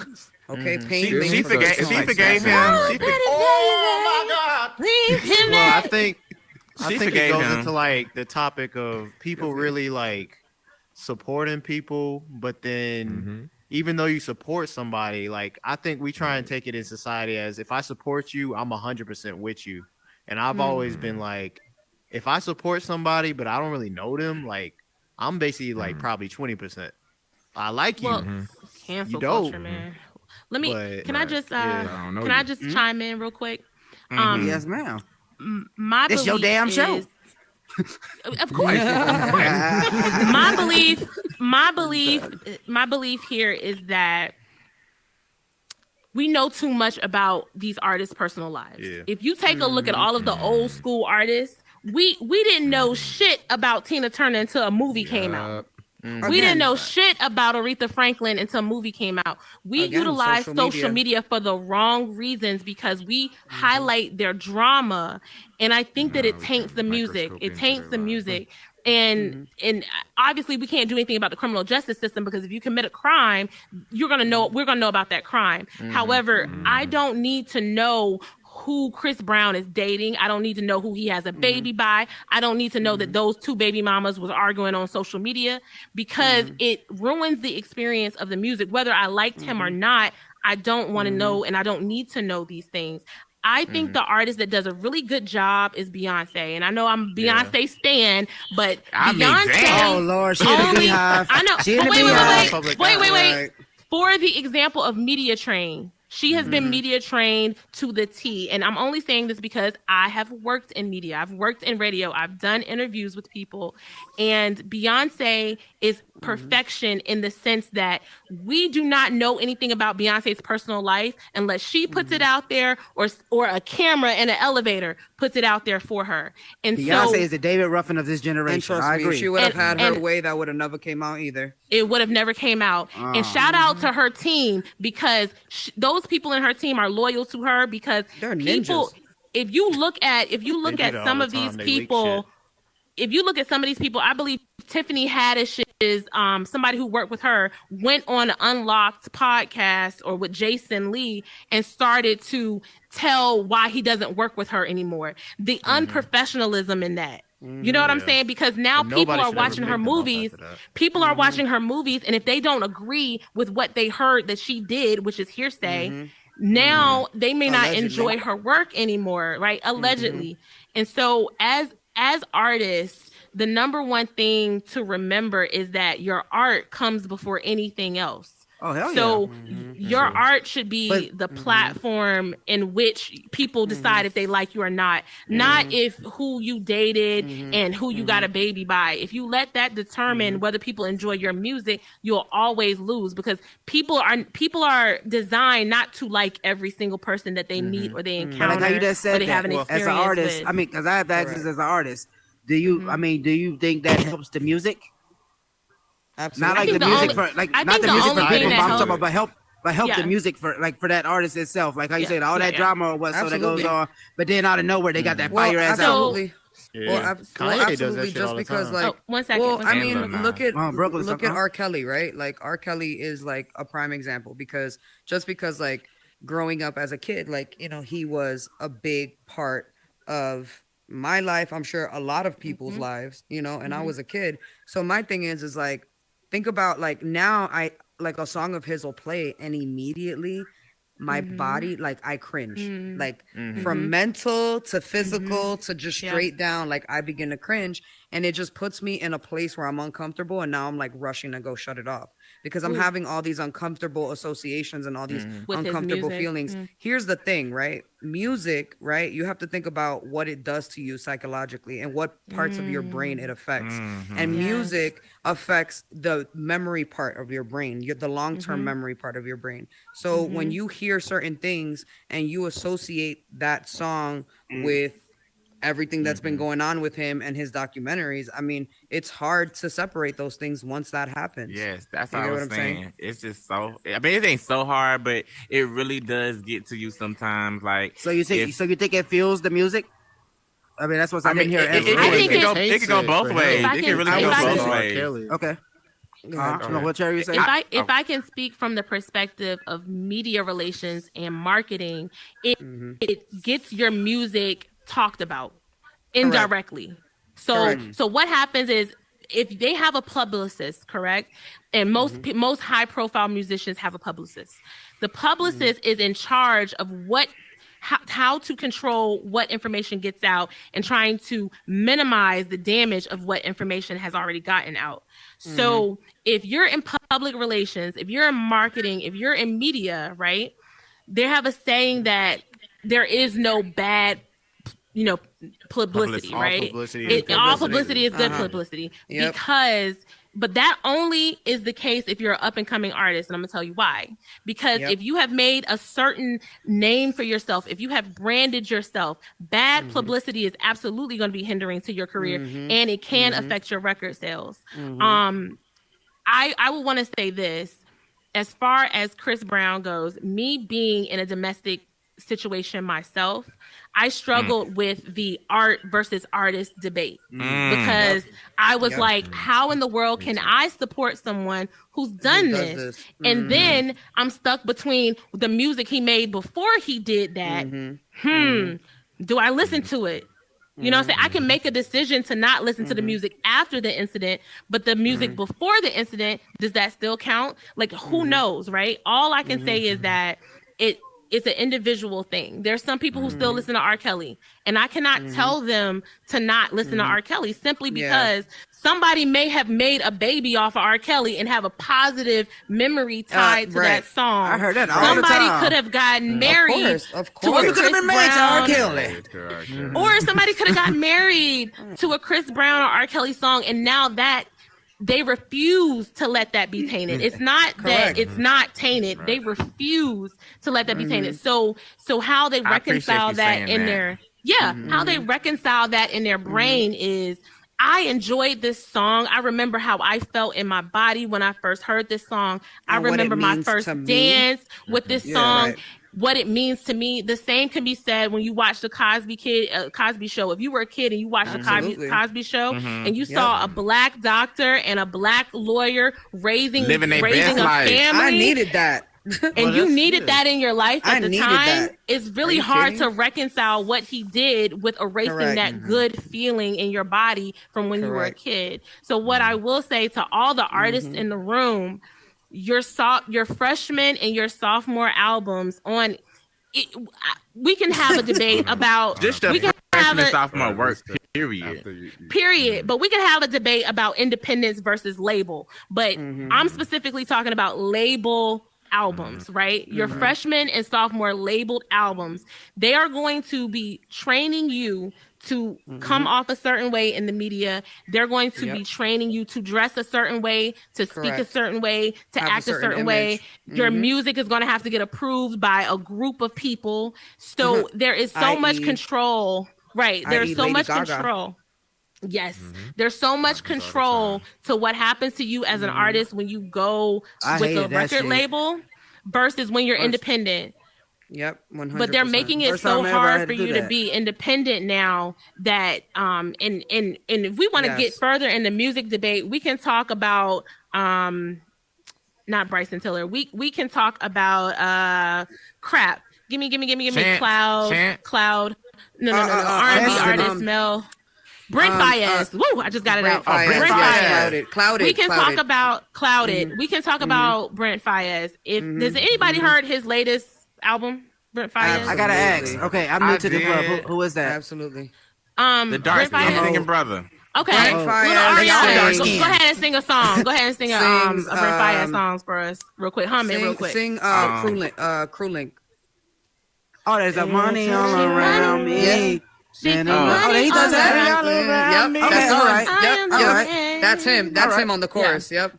Okay, that's him. So I thought that was a group. I mean, so that's not. I mean, but he was in that group. That's a feature. That's a feature song. He was featured in that. All right. Okay. So I think that was his coming out, right? Like he kind of came out. That was his biggest one. I mean, biggest one as far as coming out. I was gonna say that's what introduced me to him. So I don't know. Yeah. What I mean, okay, all right. No one like you. So what about him? I mean, or how you were saying?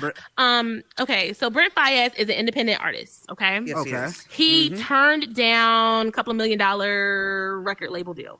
Correct. Brent Faiyaz also leaves much to be desired with his production. He has very simple beats.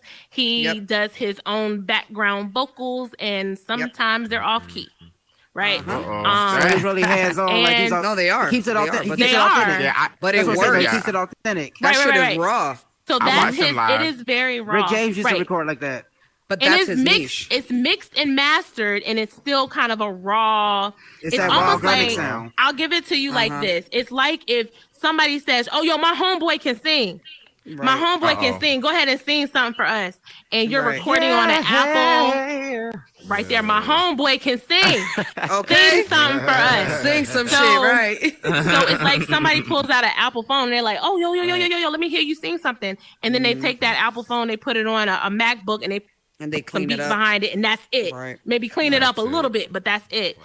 That's Brent Faiyaz, right? He's really on the ground with it. Simplistic. However, he's getting a lot of criticism. He's getting a lot of criticism because it's not a polished album because he's independent. However, he's mainstream. So the mainstream independent artist has their own kind of lane, right? Because it's not going to be the quality of having,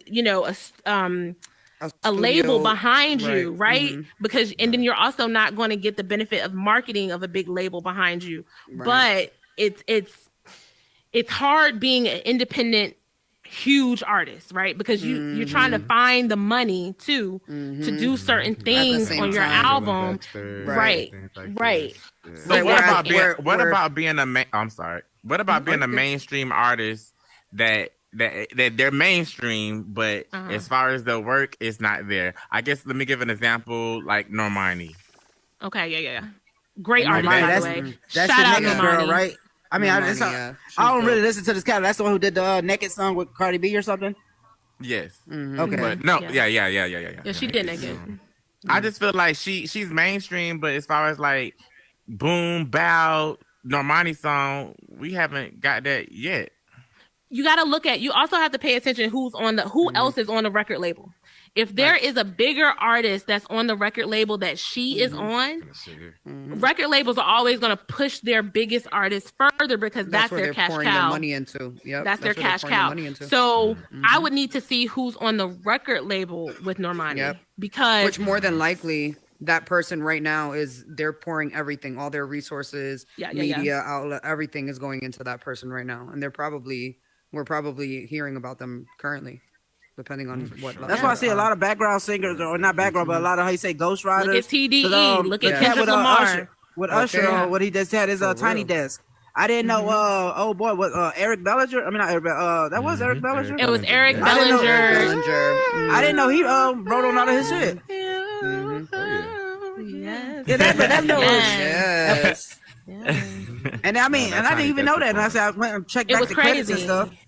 And like it's just amazing because you see the longevity. That boy, his vocals are just amazing. Stars male vocalist Usher is on the list. He is on the list. Yo, he did let. So Eric Bellinger did a challenge with that. He did a challenge with that, and. So then he let Eric Bellinger sing that first part. But let me tell you how arrogant Usher is because he the shit. He let Eric Bellinger sing the first part, and then he was like, Then he said, yeah, right after him. I was like, damn, you didn't let him shine at all. You just went ahead and he's like, it's still my song now. It's still my song, motherfucker. Okay, but check out Eric Bellinger's work though. Like I love his for sure. His work. Man, he's an awesome artist if too. You don't know Eric Bellinger. For sure. But no, that's I mean, just right there though, like, cause I mean, I watch the music game a lot as an artist, especially cause I watch how these cats be networking. But that just amazed me though, like how you could say, cause like back in the day, or was. I mean, or still sometimes some cats be hated on that shit. Like a lot of cats used to like be despised or like be despised that for writing for another cat or something. When you like, oh, you're taking away the craft or so, or like, but I'm like, what you expect for this only. That's the only place you see that happening in hip hop. All that beef and stuff. What are you talking about? Ghostwriters. But not even this ghostwriting, but like you get mad at like co-writing or something. So here's a fun story. So the song "Hours and Hours" by Money Long was actually a songwriter, and she wrote for some of your faves, right? So that song was actually written for Keisha Cole. Keisha Cole didn't pay up for the song, so Money Long said, "Oh, she big mad." So Money Long said, "Oh, Hours and Hours." She said, "I can sing this for hours and hours." Okay. I don't think Keisha Cole could vocally deliver it though. You know what? I think we're only saying that because it was arranged for Money Long. Had it been arranged for Keisha Cole, it might have sounded different, right? Yeah. Because the reason why I'm saying this is because, and I'm gonna give you an example of arrangement. Dolly Parton, "I Will Always Love You" is very different than Whitney Houston. And it's the same song. But then again, Dolly Parton versus Whitney Houston is just is no. I mean, come on, but now. That's the voice. Well, wait a minute though. To Dolly Parton's fan base though, Dolly was the it girl. So you gotta understand reality. But wait. Nobody ever calls. Two different genres.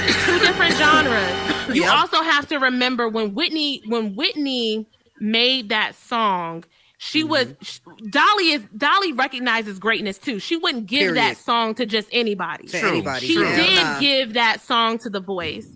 And what I will say, another interesting fact, because I am such a music lover, Dolly Parton wrote Jolene and "I Will Always Love You" in one day. She sat down and wrote both of those songs in one day. I love Dolly. That's my girl. And so the arrangement of those songs are totally different. And you couldn't imagine, just like you couldn't imagine anybody else but Whitney singing "I Will Always Love You." It's kind of the same thing with "Hours and Hours." Until you've heard Keisha's version, you can't really say if you would like it or not. If I had to put I'm gonna just say, if I had to put my money on it, and I would say who's gonna like this song better, I think maybe because Keisha Cole has a bigger fan base that people would like it. But as far as vocally, but you want to know my honest opinion on that, little Ariana X? Yeah. I think it's because we are so used to Keisha Cole singing those heartbreaking songs that the thought of her singing a song about being happy, we can't conceive. Because if you take a look at the perception, right? Think about Keisha Cole's songs. "I Should Have Cheated." Right? True. I agree with that part. But I remember when my heart broke. All her top songs, but all of her top songs are about heartbreak. None of them are about finding good love, true love. But the time that we were in, we were always singing about that. A lot of girls were always singing about that. I mean, I feel like we're just now getting in a time where we can literally say that I love my man, really. Let me cater to you. Beyonce was catering to. But Bugaboo, Say My Name, Emotions. I'm just saying, but let me take it back though. Let me take it back. 1+1 years. Hold on. Let me take it back 27 years. Okay. Tell me if you want me to. Okay. Groove Theory. But that wasn't big. It was a big song. That was a big song. It was a big song. What you mean? That was a big song, but they wasn't. But what I'm saying is, but what I'm saying is, if I'm an artist and I'm known, my big hits are all about heartbreak, right? And you hear a song and you realize it was supposed to be written for Keisha Cole and it's about love, but none of her big songs are about love. You're like, wait a minute. I don't think Keisha would sound good singing this song because it's so out of what we're used to hearing her sing about. Girl, I love Sent from Heaven.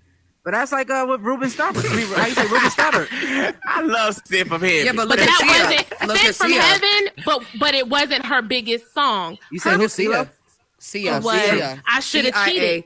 I Should Have Cheated. Sia and that's wrote songs for Mary J. Blige Rihanna. too. She wrote a lot of heartbreak songs. And they try to compare them to in the beginning. You get what I'm saying? Oh wow. Sia too. Sia's another one. Sia has diamonds for. Well, I'm just letting the world know. If you see your boy disappear right now, it's because your boy headset is dying. That sound like it. Your boy Howard702 will be right back. I'll be right back. My sit dying. Oh, okay. I might be right back.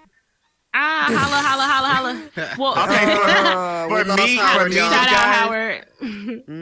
For me, you guys, I mean, obviously my name, but Ariana Grande, as far as vocals, live vocals, she's got them.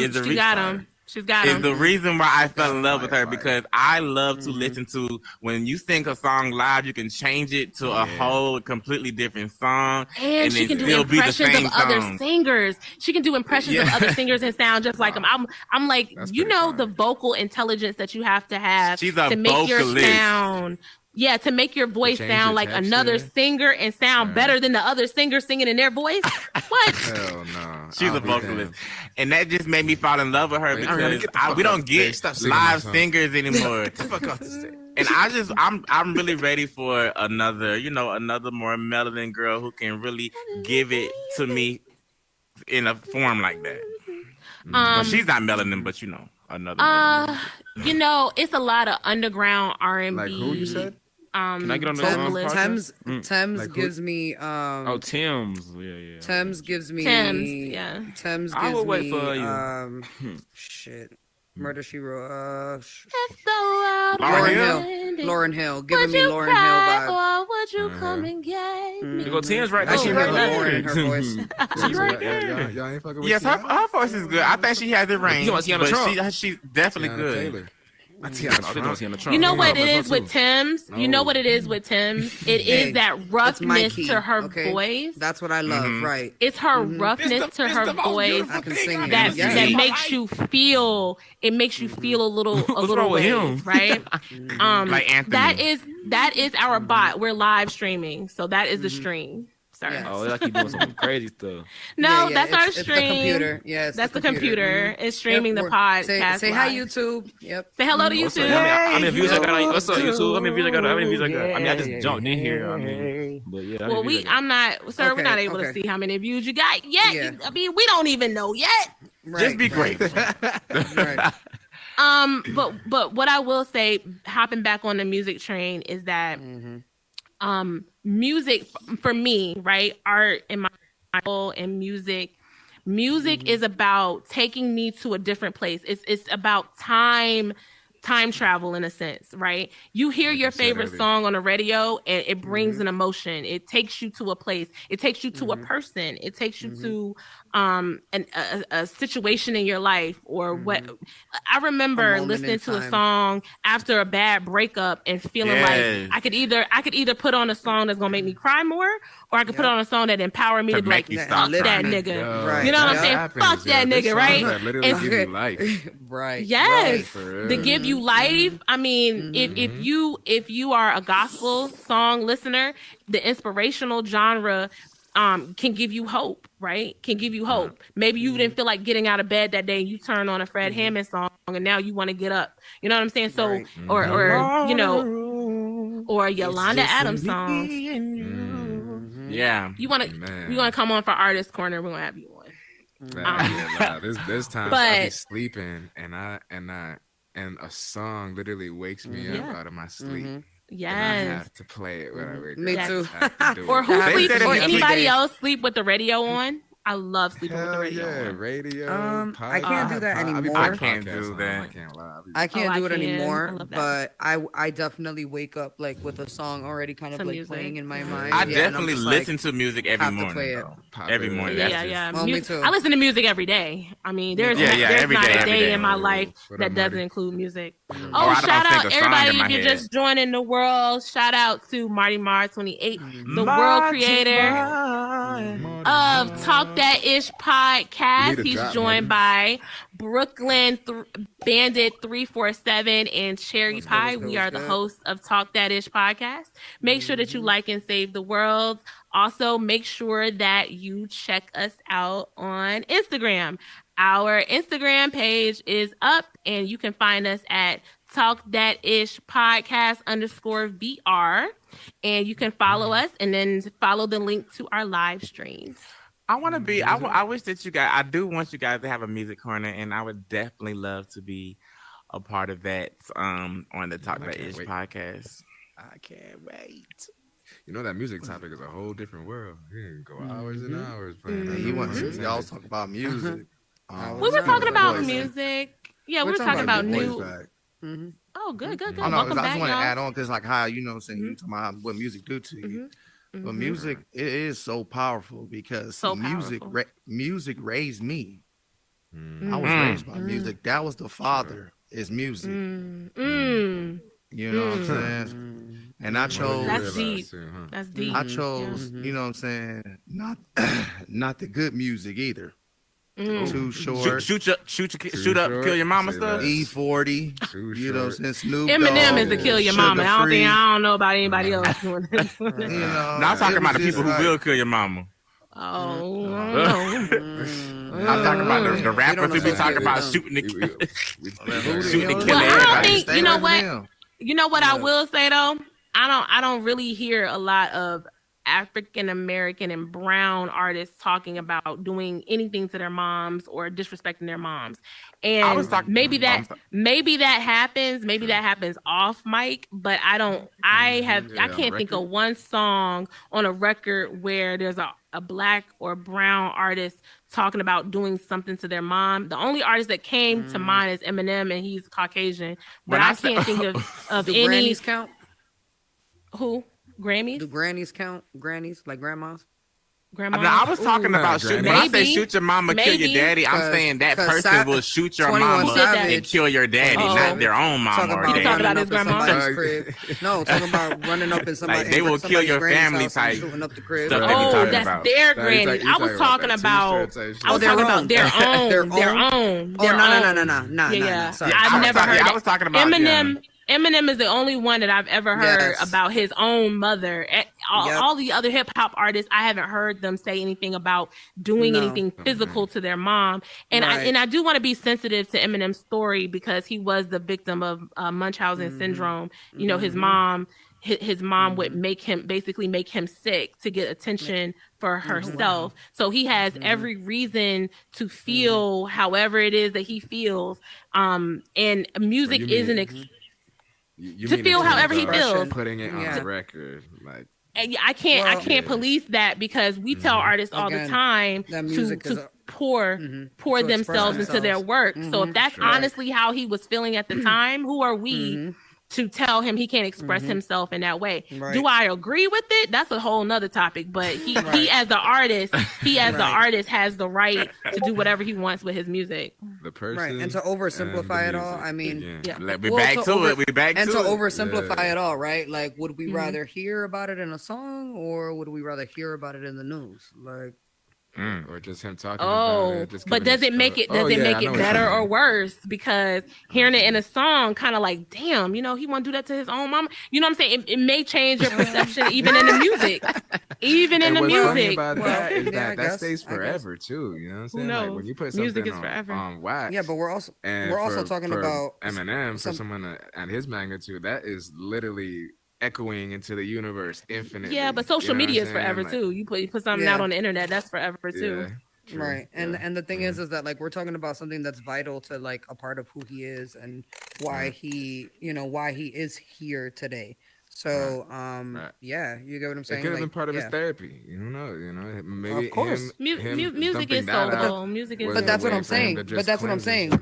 Would you rather hear about it on a song or would you rather hear about it on the news? Like and that's kind of what I'm getting at. Like, would you rather that he expresses how he feels on a song, or would you rather that he keeps it all bottled up inside and acts on it? And that works. Yeah, and then we hear about him doing something to his mom on the news instead of him just putting it in a song. Yeah. Yep. Right. Yep. And that is such a therapy. Like I literally realized, but you know how they say music is therapy, right? So cliche, right? Oh, it is. But then I actually experienced that shit. Like I actually, I was feeling some type of way. I was in a certain point in my life where like I wasn't.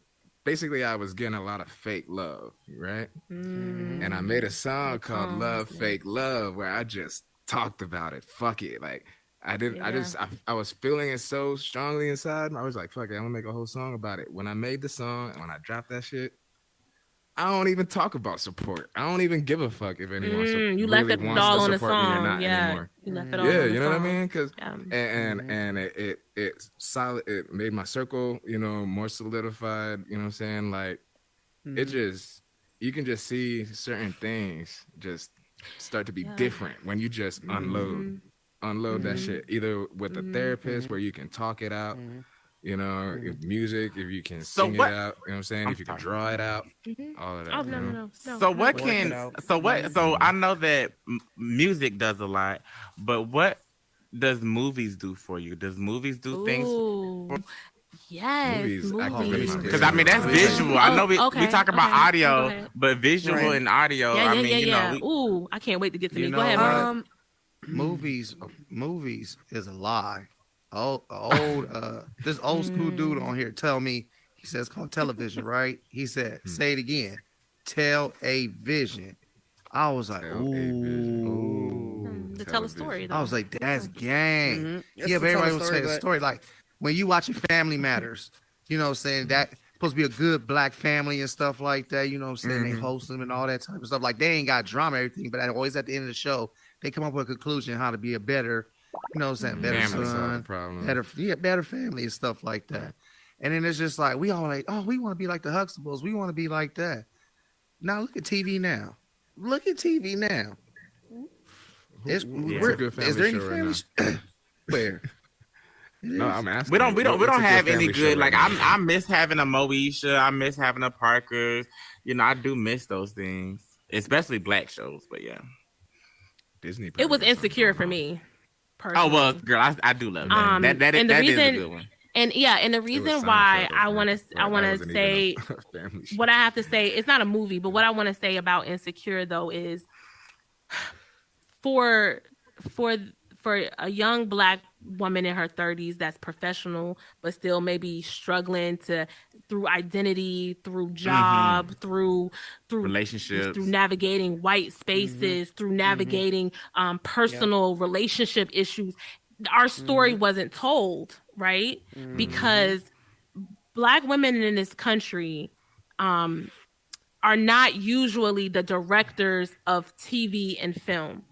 We're not usually the music producers. We're not usually the ones telling our own story. If we are in a film directed by a black man, we are that black man's vision of a black woman through his scope. We very rarely get to tell our own story from our own camera angle, from our own writer's pen, from our own music directors. I mean, if you take a look at what, for example, Tyler Perry is doing, you may criticize his work, but he's putting black people in positions to be able to tell their stories. And I love that for him. And same for Issa Rae. Issa Rae is putting black women in positions to tell their stories.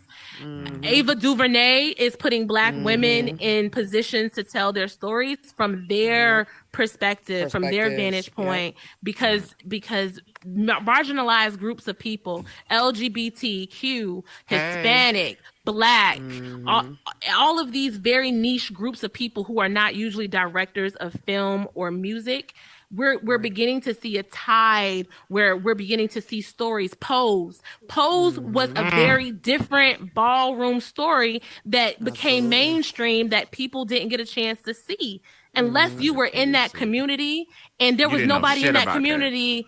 Yeah, there was one documentary I think that was made about ballroom that they used to base Pose off of, and forgive me, I can't remember the name of the documentary, but if you were not the one creating the vision, your story didn't get told. So Marty, yes, it is fiction, but at the same time, art imitates life. So a lot of these stories are coming from the minds of people who live situations very similar to that, or who lived in a world.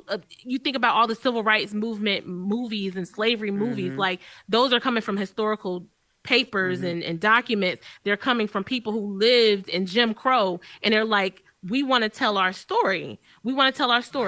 And so I appreciate that happening. I appreciate the movement of Black directors, Black female directors, Black male directors, Hispanic female directors, Hispanic male directors. Like, I want to see LGBTQ transgenders. I want to see transgenders be able to tell their story, because a lot of times we sit back and we judge these groups of people without really knowing their story. We don't get a chance to hear it from their mouths and be able to figure out maybe how we can connect with people based off of the story that they tell and not the story that the media, the music industry tells for them.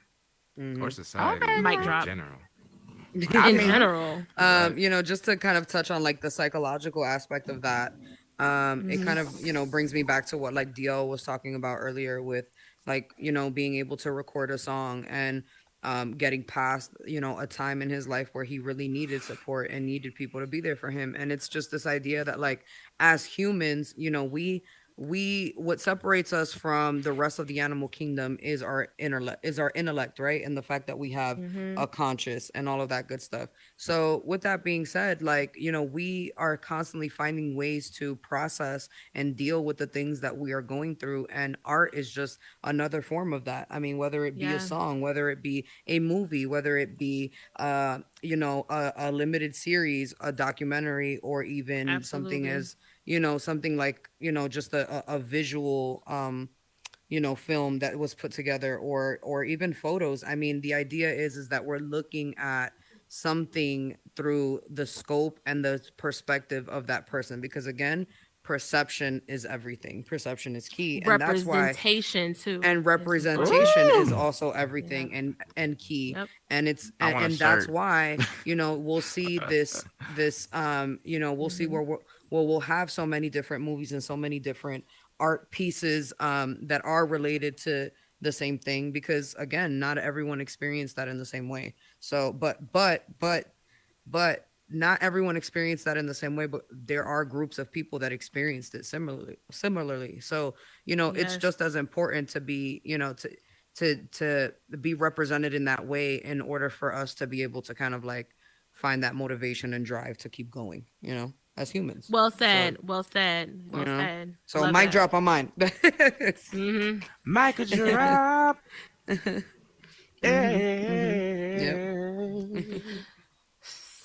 So we've been on live streaming now since about 7. So we're gonna leave MartyMar to take over. Your host oh Lord, almost said Brooklyn something Bandit, I didn't mean to say. Brooklyn Bandit 347 and your girl Cherry Pie. We want to thank you all for hanging in there with us. You know, and continuing the conversation with your friends and your family. Make sure that you like and save the world.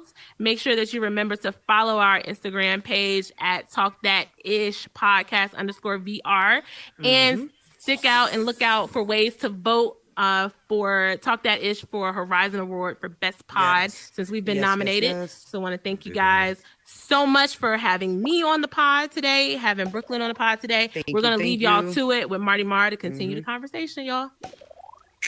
Where y'all going? Y'all know I can't talk. Yep. I mean, I can't talk. Wait a minute. Do we have? Where's Howard? Howard had to get off. Howard had to get off. Okay. All right. Cut. Cut. I can't talk. Cut. Hold on. You can edit that part. He'll edit it out. There's no editing. Cut. We're live. We're actually live. Oh, live? Just kidding. Yeah, it's a live stream. Just kidding. Check us out. Hey, y'all, YouTube. Look at our names up top. And just make sure you follow the pod, Talk That Ish Podcast _VR. Make sure you follow my VR Instagram at Cherry Pie_VR, Brooklyn Bandit 347_VR. For more things that are going on in the pod, more things that are going on within Horizon Worlds, we post and keep you guys updated on what's going on with the podcast and what's going on with us individually. Make sure that you tune in every time that we're doing a live stream. Give it up one time for the world creator MartyMar, your host really nigga Brooklyn Bandit 347, your host Cherry Pie, and last but not least, your host Howard702 LB. Make sure you like the world, save the world. I keep on.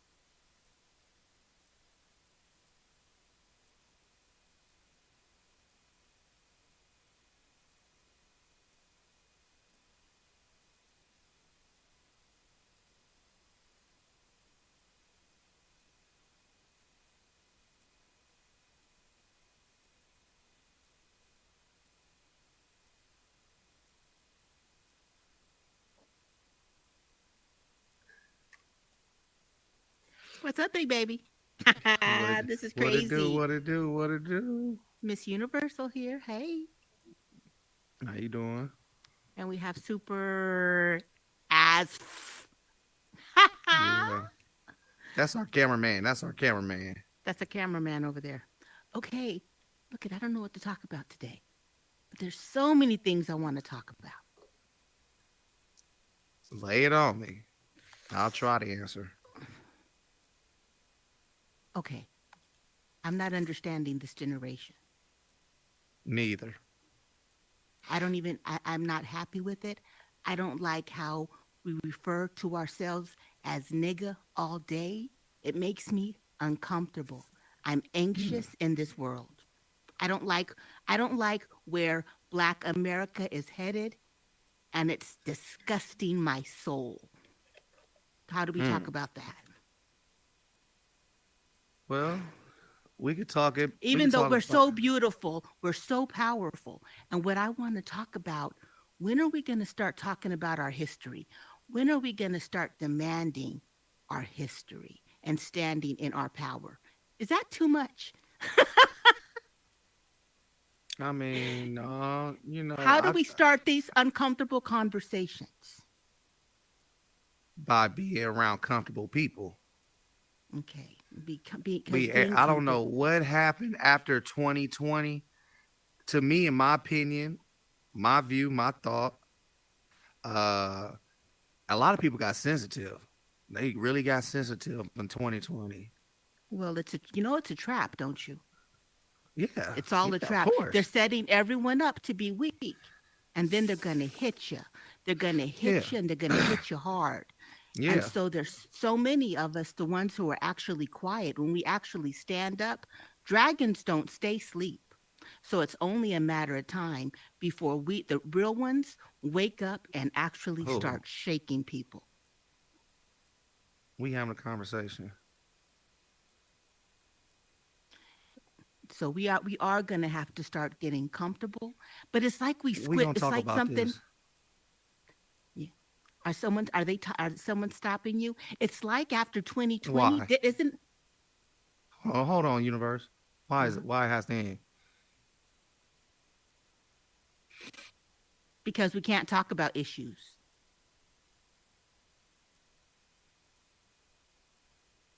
Hey, I go ahead. I'm gonna be responsible. I'm always responsible. Oh no, not you. I'm in a party.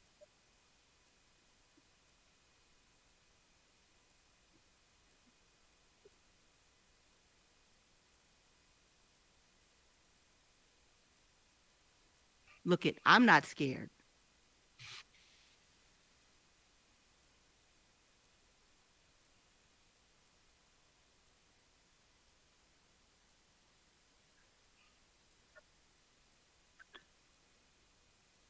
Cherry Pie scared?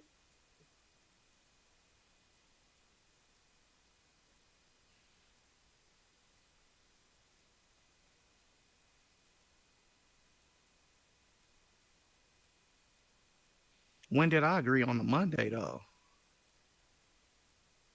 I'm supposed to be working right now. How am I supposed to do things if I'm at work? I'm just sick, so that's why I'm not at work. I thought we talked about Fridays. Well, I specifically took that day off just so we could do what we do.